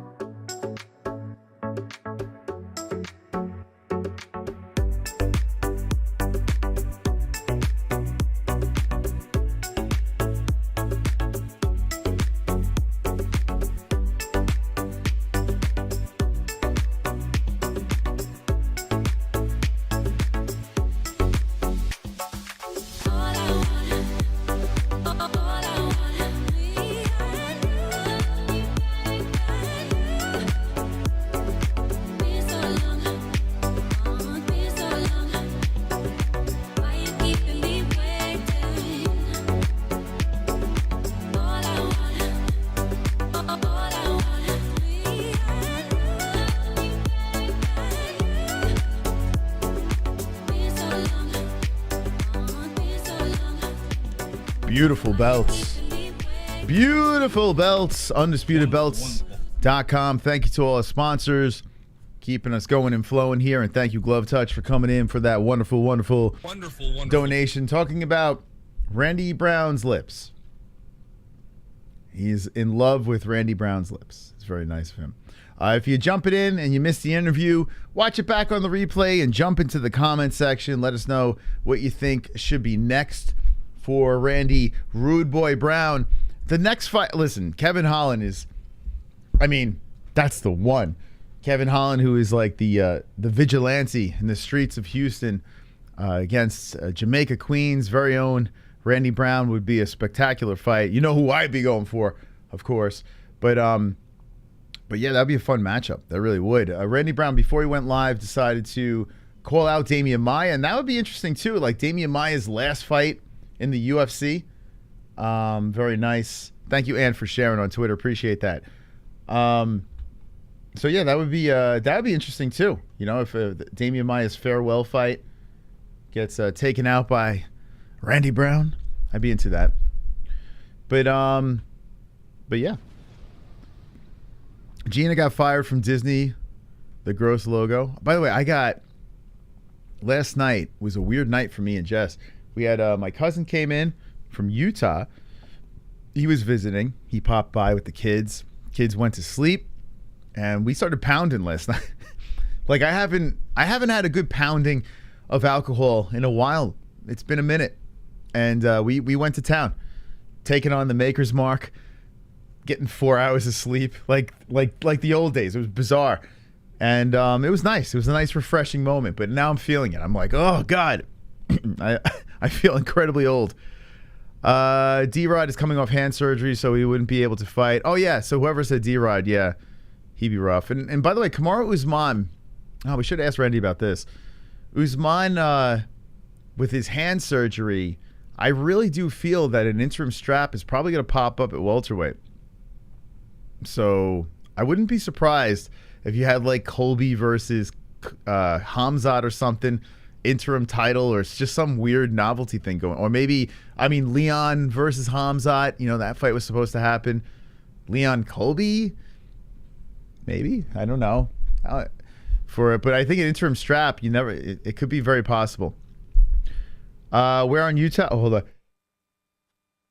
Oh God, I'm so banged out from the night of Maker's Mark. I don't know what part of Utah. A nice part, a Mormon part, wherever that is. Lemonade helps the next day. Yeah, I had some green drank. I ate like crap too. I went off the gluten thing. Just started eating pizza and Mexican, and we really went off the deep end. Trollby and Khamzat. Yeah, what do you guys think about that? Do you think Usman will defend the belt? His hand, will clear up. He'll be good to go. Or do you think that they're going to throw an interim strap out there? The UFC is so quick at saying, oh, you're not healthy? Okay. By the way, hit the like button, friends. We need let's get some more likes up in that bitch. But let me know in the chat what you think about the future of welterweight. Do you think they're gonna wait for Usman to come back, or they're gonna just keep the party moving? Gonna get shits. I heard slurping mayonnaise cures hangover. Yeah, I'm sure that does. Usman won't care. Salt Lake is a pretty nice area. Camp there for about 2 weeks. Yeah, Utah looks like it's a beautiful place. I'm definitely gonna visit. Probably not till 2023. Marty needs surgery again. Wait, another surgery? I thought he just had surgery. Dana doesn't like to wait, so it looks like Drunk is thinking interim strap might be in play. And why not? Then you have you have a reason to throw Khamzat, up there. So, it kind of makes sense. By the time Usman comes back, you could have the Wolf sitting there with the interim strap. That's wild. Oh yeah, you do have Brady too. Yeah, let's look at the welterweight. Since we had Randy on, let's travel down the path of welterweights here. Like we were talking about, it is the division of the pound for pound guy. Which you say what you will. Some people have their arguments about what is the best, the toughest weight class, but you do have some very talented guys at top. And you can't sleep on Colby too, man. Colby is, without Usman there, Colby is one of the guys. He's a champ. But let's see. So you got Colby 1, Leon 2, Khamzat sitting at 3, Gilbert Burns at 4. Bilal is another one. You can't sleep on Bilal. I know a lot of people shitting on the guy for, his style, but a win's a win, and he has been dominating. So he's now top 5. Sean Brady at 9, which was brought up, and Brady's another guy, right? He's unblemished. Guy's got a massive Ninja Turtle back. Could grapple very nicely. So, damn, man. Welterweight's like the division. Like, Bilal, Brady, Khamzat, Colby, Usman. It's like a wrestling dream. It's crazy. And if you think about champions, like, wrestling is very, it's very crucial to a lot of these guys' games. Man, oh man, that's a rough top group. Poor Stephen Thompson, although he's still with the UFC, but he's just like, he's just mixed into this nonsense. How about Stephen Thompson versus Randy Brown? That would be a fun fight. Man, that would be cool if that happened down the road. That would be pretty cool. A division that scared Khabib away. Yeah, I mean, Khabib wanted no part of it. It's true. Like, listen, like, I don't think you have to move up to solidify any sort of legacy. If it's the dopey GOAT conversations, those idiotic GOAT conversations where you have to pull anything you can, right? You have to pull certain things out. You have to find reasons to say why this guy is better than that guy or gal. So that's when, like, title defenses and switching, like, weight classes, that's when people start talking about that stuff. But I look at a guy like Mighty Mouse and him sitting at a weight class just mowing people down, I'm fine with. Israel Adesanya, I don't need him to go up. I know he's a big guy. Let him sit where he is. Stay at middleweight. Do his thing. I have no problem with any of that. So Khabib not moving up, no big deal. But there is a reason. He's not stupid, man. Get a little chilly in here. My fan's like blasting in my face. He's not dopey, Khabib. Like, the guy, there's a reason why he's unblemished. And if you go up, you increase that chance of losing.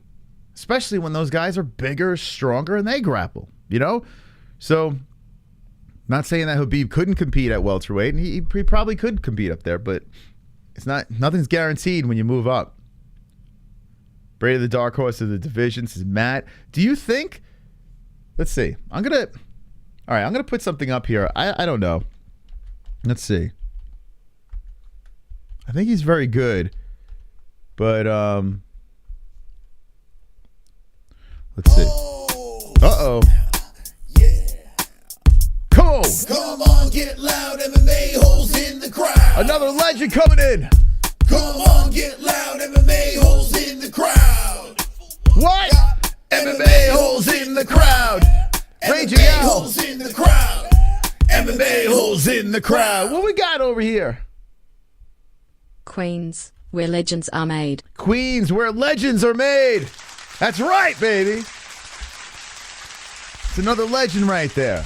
Shout out to Queens, New York. Listen, I know I went running for the hills. I was the last person in my family to be in Queens. Everyone ran to Long Island or ran in all different directions. I stayed there as long as I possibly could.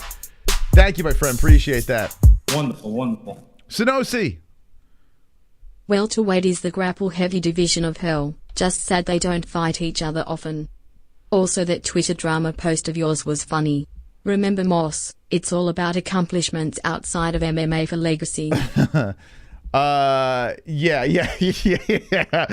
Jump at the MMA Holes on Twitter. I mean, well, it started because I saw Will Harris. Will Harris is the best. Like, I love Will Harris. He's a fantastic guy, and he has a love for debating on Twitter. Like, that's just his thing. And people just eat it up. Everyone's yelling and screaming, going back and forth, getting all aggressive.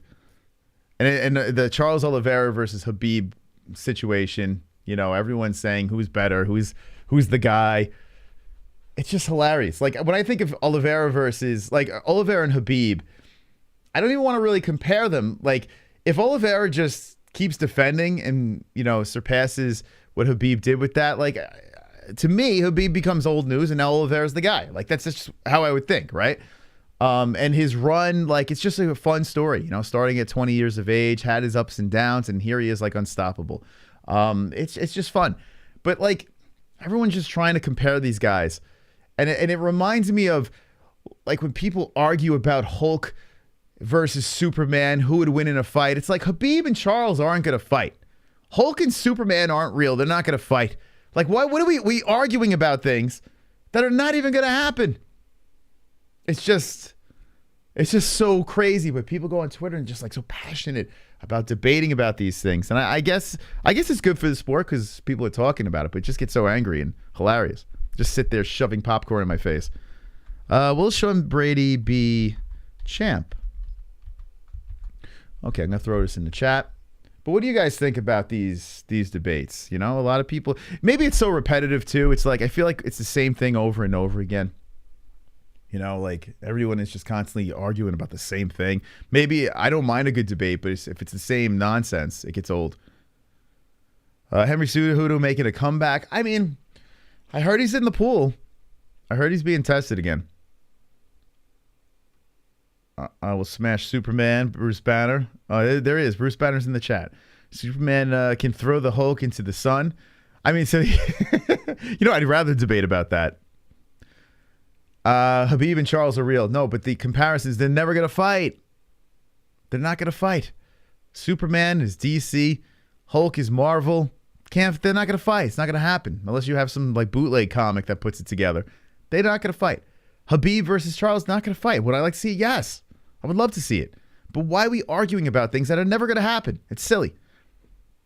Khabib is so fucking great. He's never been scratched. Fantastic. You know what I'm noticing though? It's getting to the point where people don't want Khabib's legacy to be shit on because they don't want people to forget about Khabib, right? And as if you're a true MMA fan, you're not gonna forget about Khabib. It's the people that come and go, the bandwagon people. They're gonna be like, fuck this guy. Who's the next guy? You know, like those are the people. It is what if you're a hardcore fan, you're not gonna be like, Khabib's old news now. You know Khabib was great. But it's just like, I don't know. Everyone gets so sensitive. I think they did actually have crossover. I mean, it's DC and Marvel. I mean, unless it's like some sort of, like I said, maybe bootleg comic that threw it together. Ngannou versus Oliveira is a real thing. Charles is a great fighter now, great record. I mean, yeah, Charles' story is fantastic. How do you not like Charles Oliveira's story? It's nuts. It's a true, like, up and down seesaw inspirational story. A bigger 155 will show up over, well, Makhachev. I mean, we can't dismiss Islam. We can't. So they'll fight to defend his legacy. You're right, Moss. They both great, and I love Khabib. Yeah, I mean, that's the thing. Like, it's okay. It's okay that not every fighter is going to be the best forever.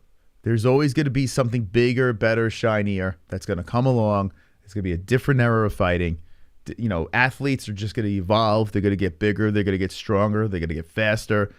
And, you know, these old legends, if you were to throw them into the new pool of athletes where they're bigger, there's more, you know, technology and like you got this facility, the PI that these guys are going to where they're recuperating, recovering, they're training. You know, they got access to the best things in the world that guys back in the day never had. You know, you throw them in a cage together, it could be a whole different, you know, those legends aren't legends anymore. So that's just how the world works, you know? It happens in every sport. I think the UFC is hurting from not having a lot of superstars, says Bruce Banner. All right, let's talk about the superstars. Who would be, right now, I mean, of course, Conor McGregor is a guy that, you know, he tweets, everyone goes nuts over. He's not technically gone yet, but he's not really back. So let's move Conor McGregor aside. Who would be right now a superstar in the UFC? Who would you say is a superstar? I'm going to say this. Sean O'Malley's a guy that he's there. Like, you may like him, you may not like him. I was on the fence with him. I'm on board. I think the guy he's a legit, he's very good at marketing himself. He's fighting the right guys. You know, he's got striking and whatever.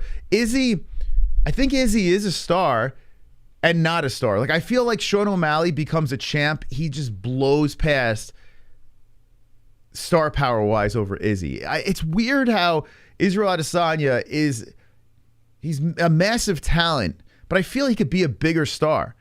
Maybe because he's quirky. I know on Twitter, you know, he's got that booger beard going to UFC Fight Week. Like, he's an awesome dude, Izzy.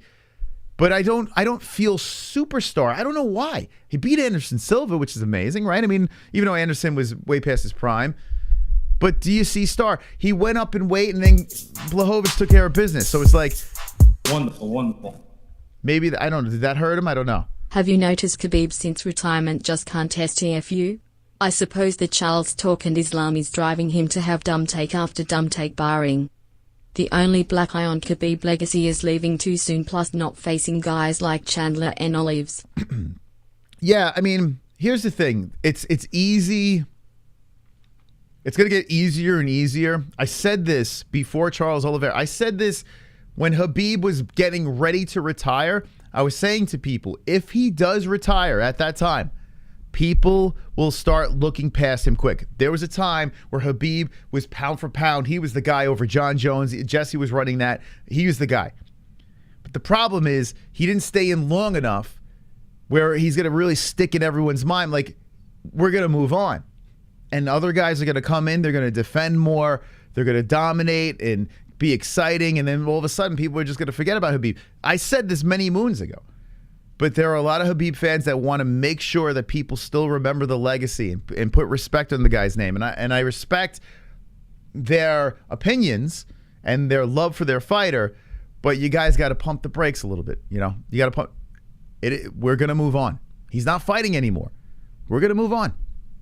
Sean O'Malley and Paddy Pimblett for sure. Paddy Pimblett's got a chance. He's got a chance. I tell you what.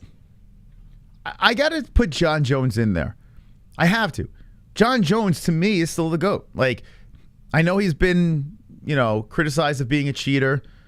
But I still feel like there's so much buzz about John. Maybe it's for the wrong reasons.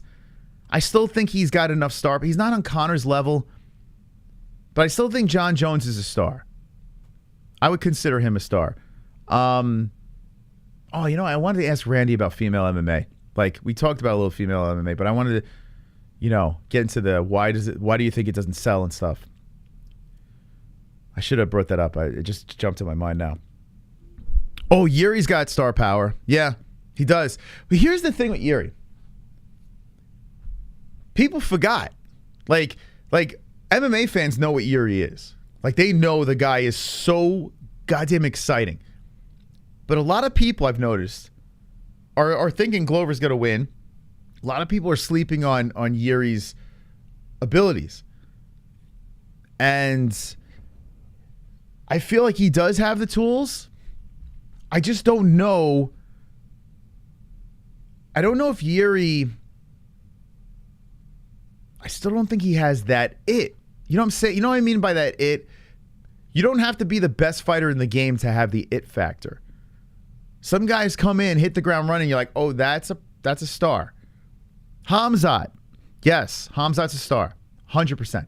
Khamzat's a star. 100%.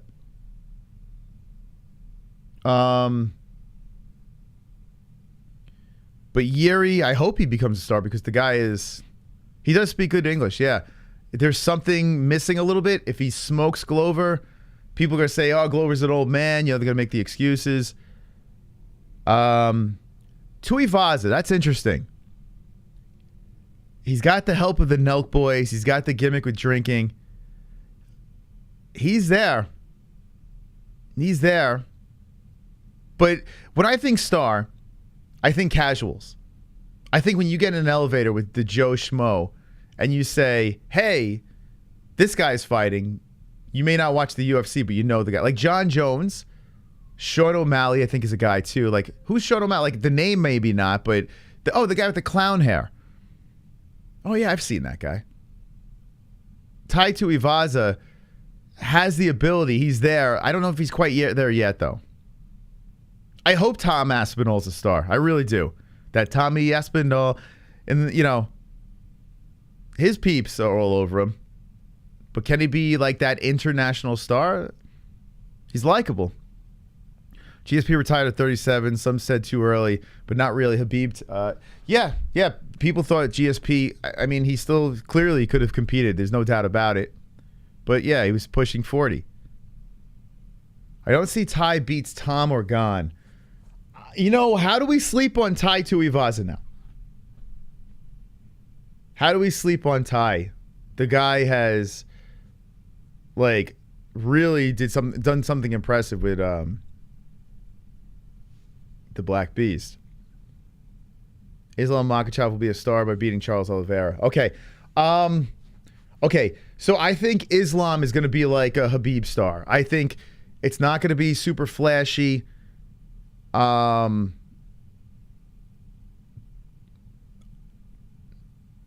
think Islam actually could be a bigger star than Khabib.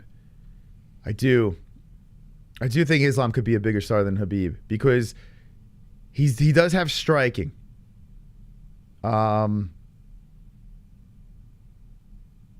Yeah, I think Islam could be a big, in a different way though. Like not the traditional shiny, glamorous, you know what I'm saying? Not that, hey, I play video games, you know, I'm selling merch type way. You know, I'm not flashing fancy cars and watches in front of your face. But I think Islam could be a star. Islam will be a boring champ, but he could be. I don't think Islam's boring. I don't. He's had fights where I'm going to be completely honest with you. At this stage of the game, before being a champion, I feel Islam is more exciting than Khabib. Now, Khabib, when he became a champion, blew the doors off. He blew the doors off. But I think Islam pre-championship is more exciting. I do. I think Islam's wild, man. Does anyone want to come over and smell my farts? Yes. Ian Gary might be an upcoming star, I think. I don't know. I don't see. He's too cringy for me. I don't. He's a likable guy. He's like he's very family friendly. He's very irritating at this moment. So I don't know. Khabib was more boring to try and be a champ. Yeah, people forget that. Khabib pre-champ was almost borderline unwatchable in some situations. He had some moments like the Michael Johnson where he's on top of him, pounding him and yelling at Dana was badass. Chase Hooper. Okay. Chase Hooper. This kid he's got something, man. That, like, you know how Nate Diaz is a star, right? But doesn't really have to do or say much. He just got to show up. Just be chill. Chase, yes. Very marketable for kids, especially if kids that feel like they can't fit in and stuff. Chase 100% could be a star. No doubt about it. Bryce Mitchell. No. I think he's very good. I think he's too into his, his camouflage. I think he would be very lovable, yes, but in certain star, no. Bilal Muhammad. I mean, I got to give Bilal credit for his social media engagement. Like we horse around a lot on Bilal on this show. I'm not the biggest Bilal Muhammad fan, to be honest with you. I think I don't know, just not my cup of tea. But I do respect Bilal's hustle for sure, and I think he's doing, whether you like him or not, you're talking about him. So I got to give him credit on that. Bryce is online when he's pissed. I like Bryce Mitchell. I have nothing against him. I'm just trying to think. When I think star, I think the guy that everyone knows. When you're walking down the street and you're just asking random people that don't really know much about the UFC.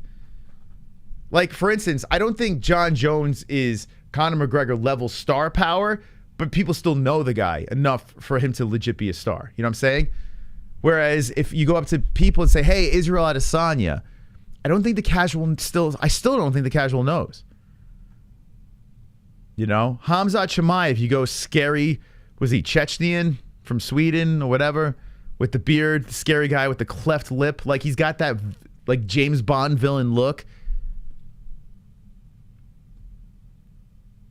Sorry, stars don't live in Arkansas. I mean, that's just brutally honest, right? I can't argue that. Khamzat is second best, first being Conor. Francis Ngannou. Okay, this is actually an interesting conversation. Not Rose, no. I'm sorry. No. I don't. I think she's and how people are jumping off the bandwagon and stuff like. I don't. Female fighters, if you're thinking about it, the one that should be a star, excuse me, right now is Shevchenko. She has hit her stride. She has been very dominating, and still, I don't think the casuals are really going to be talking about her. Now, here's the problem with Ngannou, right?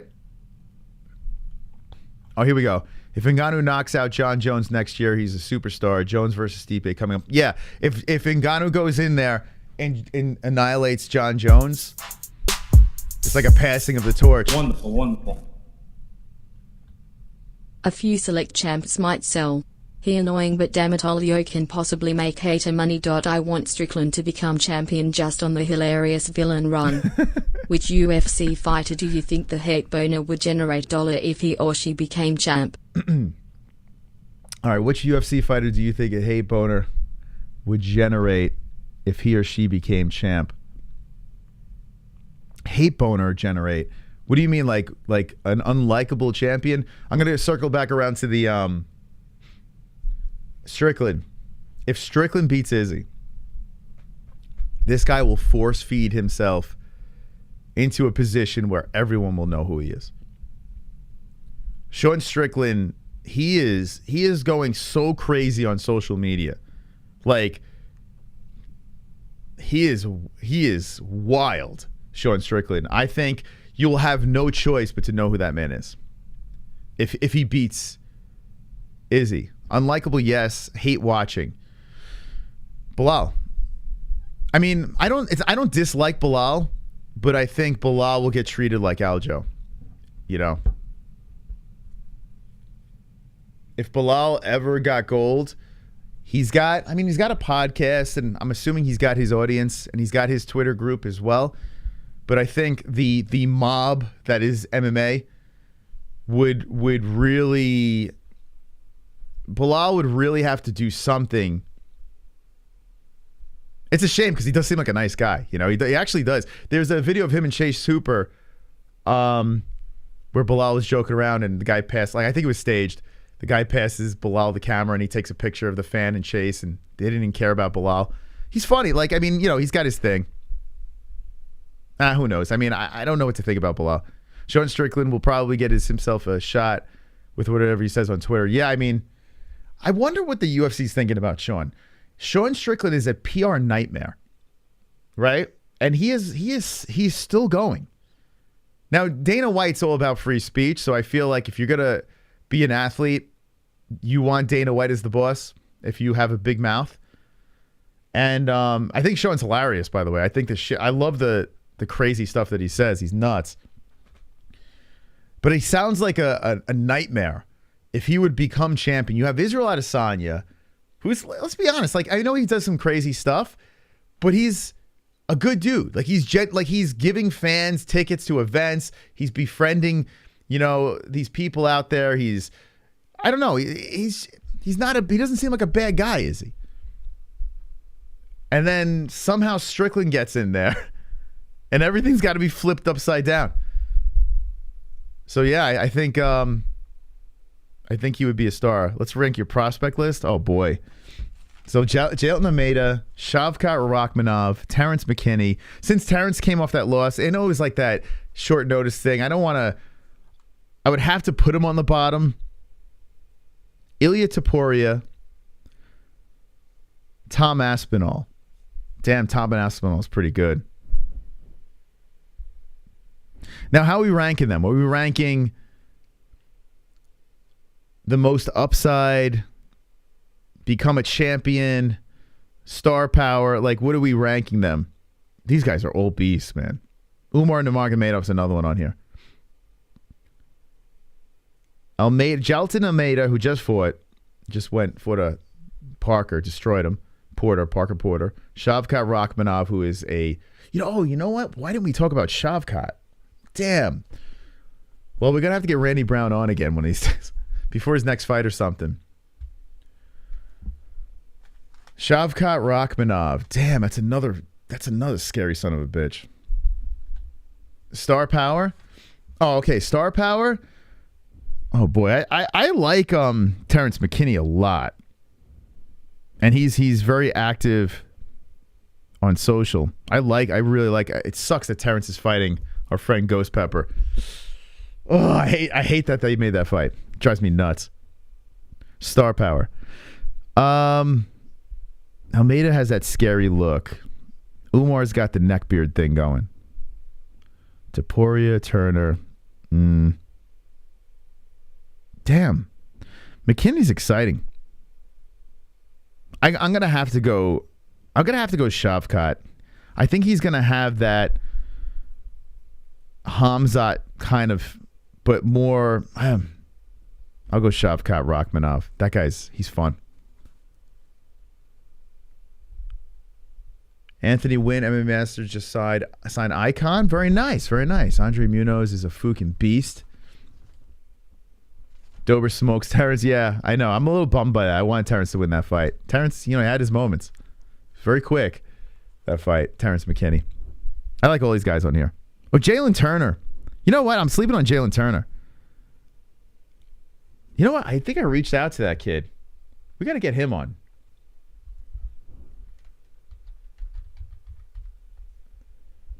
Let's see. Jalen Turner. I don't know if he responded. It's tough to get some of these guys. They're busy athletes. The Tarantula. I like this kid, man. Yeah, he's someone I can get on, man. This guy's fun. Another big kid. Jalen Turner. So who's he fighting? Brad? Oh my God! Look at this fight. Jesus Christ! Can someone reach out to Jalen Turner? Can you harass this guy and get him on the show before? When's this fight? July 2nd. Oh fuck! It's right around the corner. This is a banger. This is a fucking banger right here. This is on July 2nd. So when is that's like what is that? The next card, right? Did you hit the like button yet? If you didn't, how dare you? I mean, what are we doing? Wonderful, wonderful. Okay, let's make this a poll. Who would generate the most dollar for hatred of them as champion? Strickland, Aljo if he continues, or Colby? Strickland, Aljo. Who would generate the most money for hatred of them as champion? I'm trying to understand the question, though. Thank you, Sonosi. Hold on a second. By the way, Sean Brady being a champion, the poll says 74% no champion.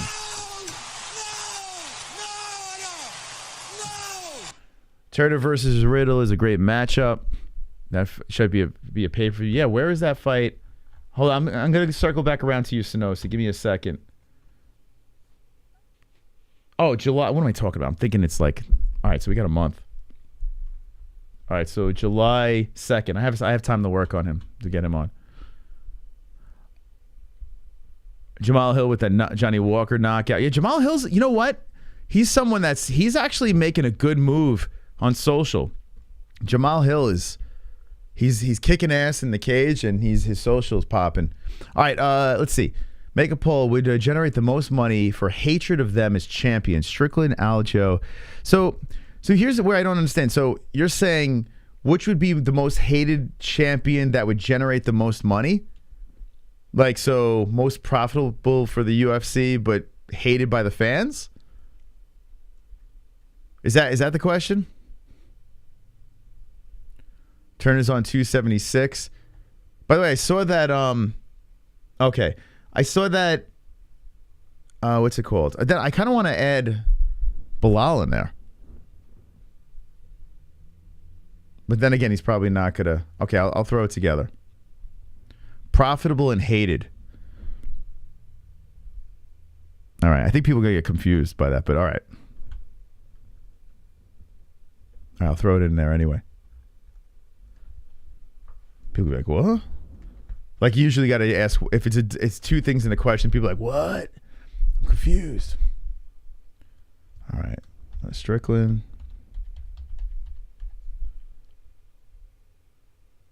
Aljo. I'll put Bilal in there too. Colby. Bilal. Thank you for the donations, guys. You guys are awesome. Keeping us alive over here on the MMA-Holes. Really appreciate it. Okay. Who would generate the most money? I'm literally just going to copy and paste what you wrote.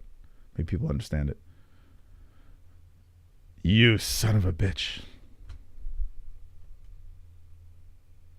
All right. Why can't I copy this? What the fuck?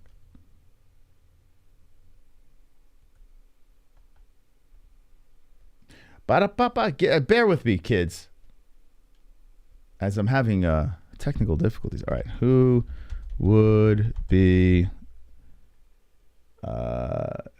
who would generate the most money for hatred of them as champion?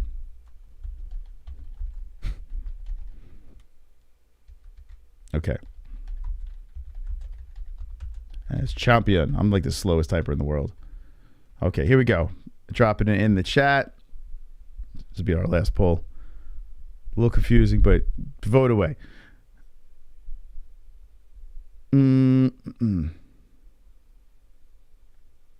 Okay. All right, put your votes in there. See what you got. We'll see how that goes. So you're saying UFC 276 was the Turner one? Yeah, so I heard that Rockhold and Paulo Costa has been postponed to August, which if that's true, that sucks. That fight's doomed. Like, they got two guys that either gets postponed, weight missing, or I don't know, it's just nutty. So 276 is the Adesanya versus Cannonier. Adesanya is saying he's going to smoke Cannonier. So you have that Strickland versus... This card's still good, though. Yeah, it's not on here. Where's Turner? What day is this? This is July... Yeah, July 2nd. Wow, yeah, so it supposedly is on this card. Oh, here is Jalen Turner versus Brad Riddle. It's there. Jess is having another 5-round war with Ellie. Everyone you interviewed on the show seems so relaxed in front of you and like the questions you ask because you are not boring like the... Thank you, Ann. Appreciate that. It's very kind of you. Yeah, if you missed a Jalen Turner interview, just run it back. Run back the stream and let us know in the... I mean, Jalen Turner. Wrong black guy. Randy Brown interview. Just run it back and let me know what you think of Rudeboy. I had a good time talking to him, for sure. Speaking of Jalen Turner...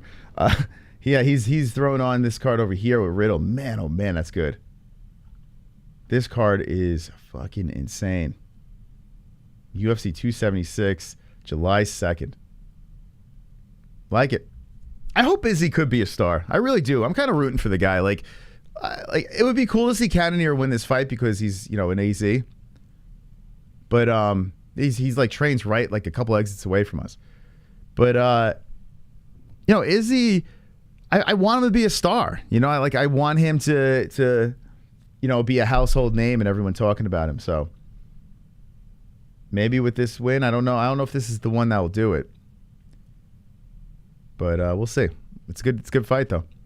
Colby will not be a champ until Usman is gone, B. All right, let's go to the poll. Let's see what we got here. All right, here we go. Let's add the next one. Let's see what we got. Okay. So Strickland is number 2, Aljo number Trey, and Colby Covington would generate the most money for hatred of them as champion. Yeah. I would have to agree. I would. Because Colby already won her belts. He's getting into the White House and shit like that. He got that whole MAGA gimmick going. People hate him. A lot of people are shitting on him. Like the Masvidal fans are, I don't know. I think Colby probably would. The guy, he's not the biggest money draw. But out of this crew here, I think he probably would make the most. So I would have to agree with the community on this one. Adesanya's a star already. Conor was another level as far as star power. Well, here's the thing. Let me say this, Brewster. Look at... So is Sean O'Malley then on another level? Are you saying Sean O'Malley's on the trajectory of Conor, where he's on another level?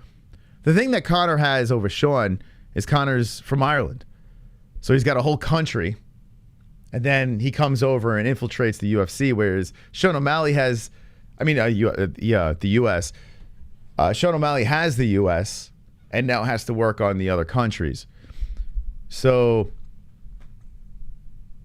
I still think, like, when you look at a guy like Sean O'Malley, is he on Conor's level? Like, is he the guy that's going to be on another level, the other tier of star? Izzy's fantastic. I just don't, like, when I think star, I think guys like, on that Conor level. I think like Ronda Rousey, another one. Like, I'm thinking when you go into John Jones, you go into an elevator, some people know these guys.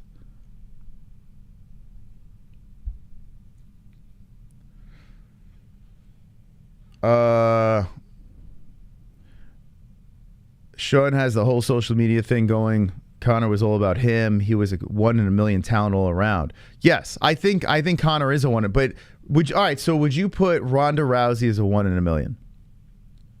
In female MMA, you might have to. Or is Ronda Rousey in the next tier? What would Ronda be? To me, there's no tiers. I mean, like Conor, I do believe, Conor has set the bar. And I feel like there's going to be other guys and gals that are going to come along and they're going to find that they're going to strike gold too. 100% Ronda was. So Ronda was what? Was like Conor? 1 in a million. Okay. So Ronda's 1 in a million. Conor's 1 in a million. I think Sean O'Malley will be like that too. I think Sean O'Malley, if he wins a championship, I think Sean O'Malley will be catapulted right into... I think, honestly, if he's just smoking dudes, winning belts and smoking everybody, he could be a 1 in a million. I think we would be wrong in saying that he can't. The dude he's marketed himself beautifully. It's not the same recipe as Conor, but it doesn't have to be. Ronda's recipe wasn't the same as Conor. So I think he could be special. I do. So when I think star, I'm thinking guys or gals that are just like... Every elevator conversation. That's what I'm talking about. Elevator conversation. You're in the elevator. Hey, you got to watch that fight this weekend? Who's fighting? I don't really watch that UFC. That's what I'm talking about. You say Izzy Adesanya, people are like, what? Unless you're an MMA fan. If you're not going to know Izzy. Let's look at this poll again here. All right, so Colby's going to take this. All right, we don't even have to leave this up. Colby's got it. Sean's going to start getting tested soon. Hold on. Sean's going to start getting tested soon now that he's tanks. What? I don't know what that means. Real men would never like O'Malley. Yeah, I'm it's weird. I'm like hot and cold with Sean. Like, I liked him in the Contender Series. Then I was like, this guy annoys the hell out of me. Like, I felt like he was a little overrated. And then I started coming around to him because I respect the hustle.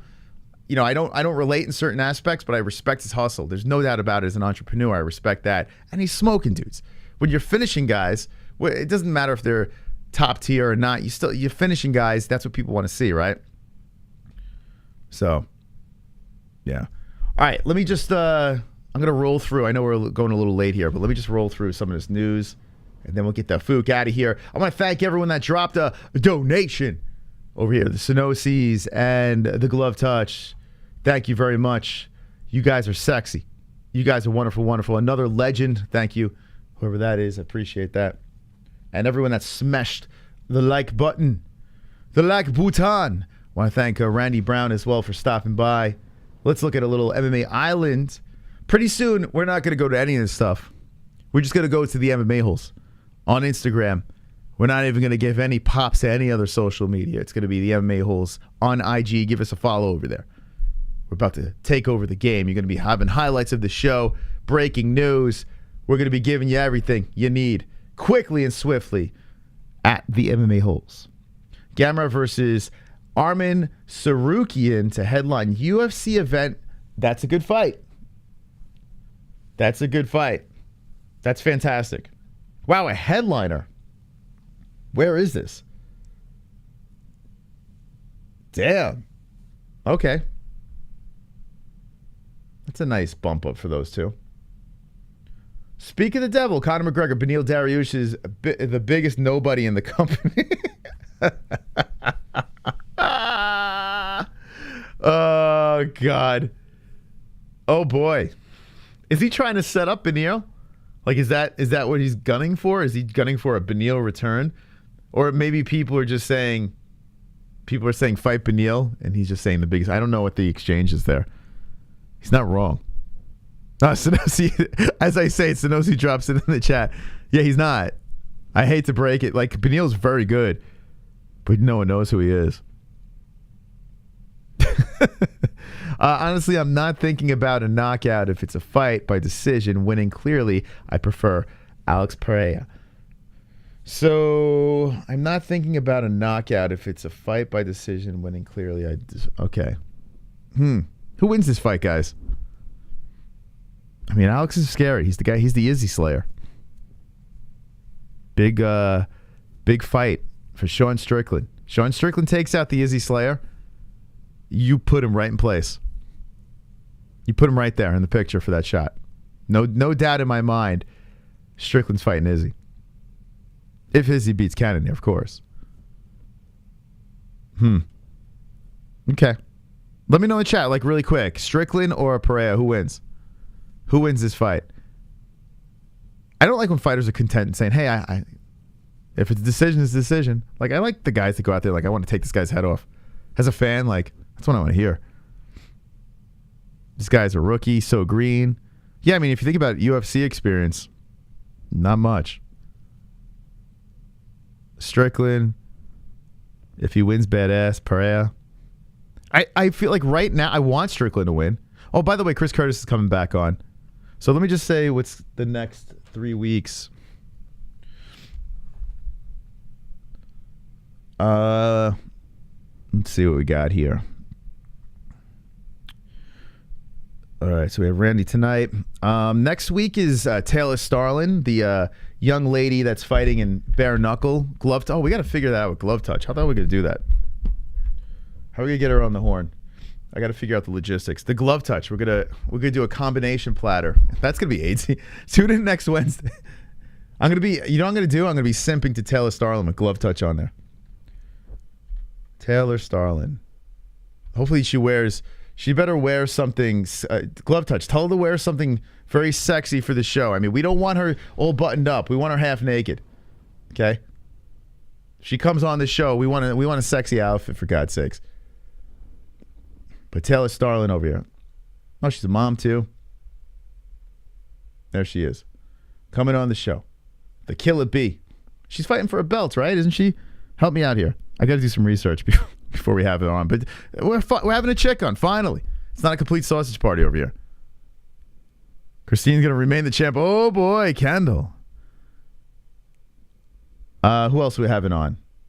We're having on, like I said, Chris Curtis is coming on. The Action Man back on the show. That's June 8th. So shout out to Chris Curtis. Maybe finally we'll get a Sean Strickland situation. I might have to use Chris Curtis and say, Chris, please give us the man that we need on the show, Sean Strickland.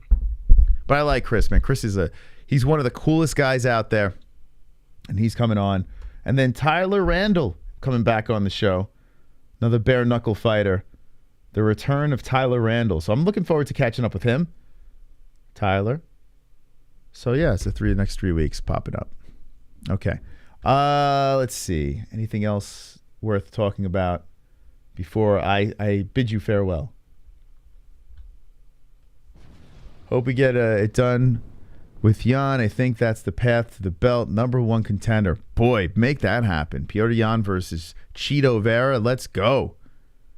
Yeah, Chris Lieben, I'm not going to... We tried. We went to his contact. The guy, like, I'm looking at this. I'm like, what's going on here? Here's the thing. I can't, like... I'll slip in a couple of times. I can't be getting on my knees. Like, I just can't. It's like... I don't want to be like... There's some guys that I feel it's worth it where I'll just go all in, you know, and kind of harass until I get, you know, that opportunity. But, you know, I think he's a legend. And he sent me to another contact.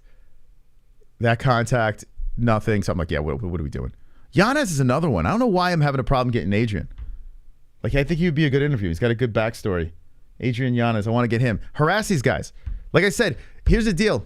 If you're on social media, tag us at the MMA-Holes, whether it's on Twitter or Instagram, and harass these fighters. Say, yo, come on the MMA-Holes. How do they contact you? Blah, blah, blah. You know, sometimes their accounts are controlled by other, you know, their managers or whatever, or friends, or I don't know. Or sometimes they just avoid DMs. So, you know, it gets a little tricky. I've noticed from personal experience, anytime agents, I was just going to say that. Agents definitely make it harder. It's like they don't want their fighters to do interviews. It's just getting more people. It doesn't make any sense. It doesn't hurt, you know. I got to be honest with you. Having fighters on our show doesn't help us. It does nothing for us. I like getting to know these guys, like as a selfish thing, and I think you guys like to learn about the fighters, but it doesn't grow our channel. If I sat here and did a Q&A with a fucking beanie on my head or some shit like that would help the channel more. Like, people like that interaction, you know. But I have fighters on because I don't know. I feel like I like getting to know these guys. It's more selfish. So if they come on, if we could drive some traffic to them, more power, you know.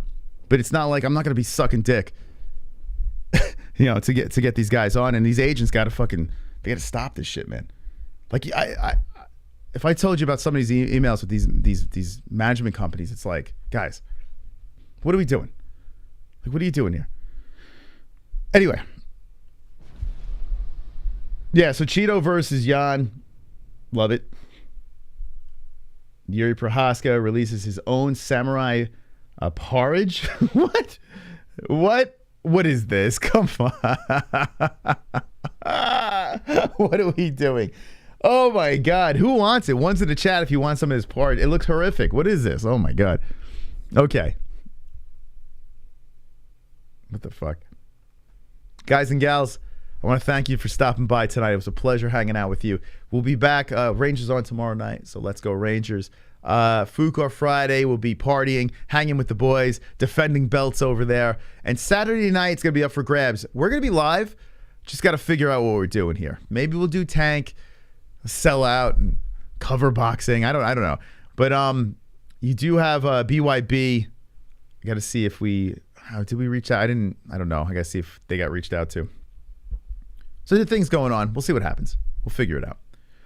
Thank you for watching tonight. Jesse will be back Friday and Saturday as well. So remember, friends, hit that like button. Thank you to our sponsors, mybookie.ag, promo code MMA-HOLES for a 100% match on your first deposit.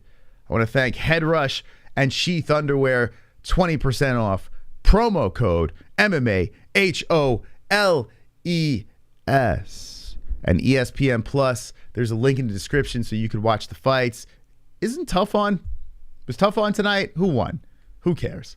Let me know in the comment section. Don't be an a-hole, be an MMA-hole.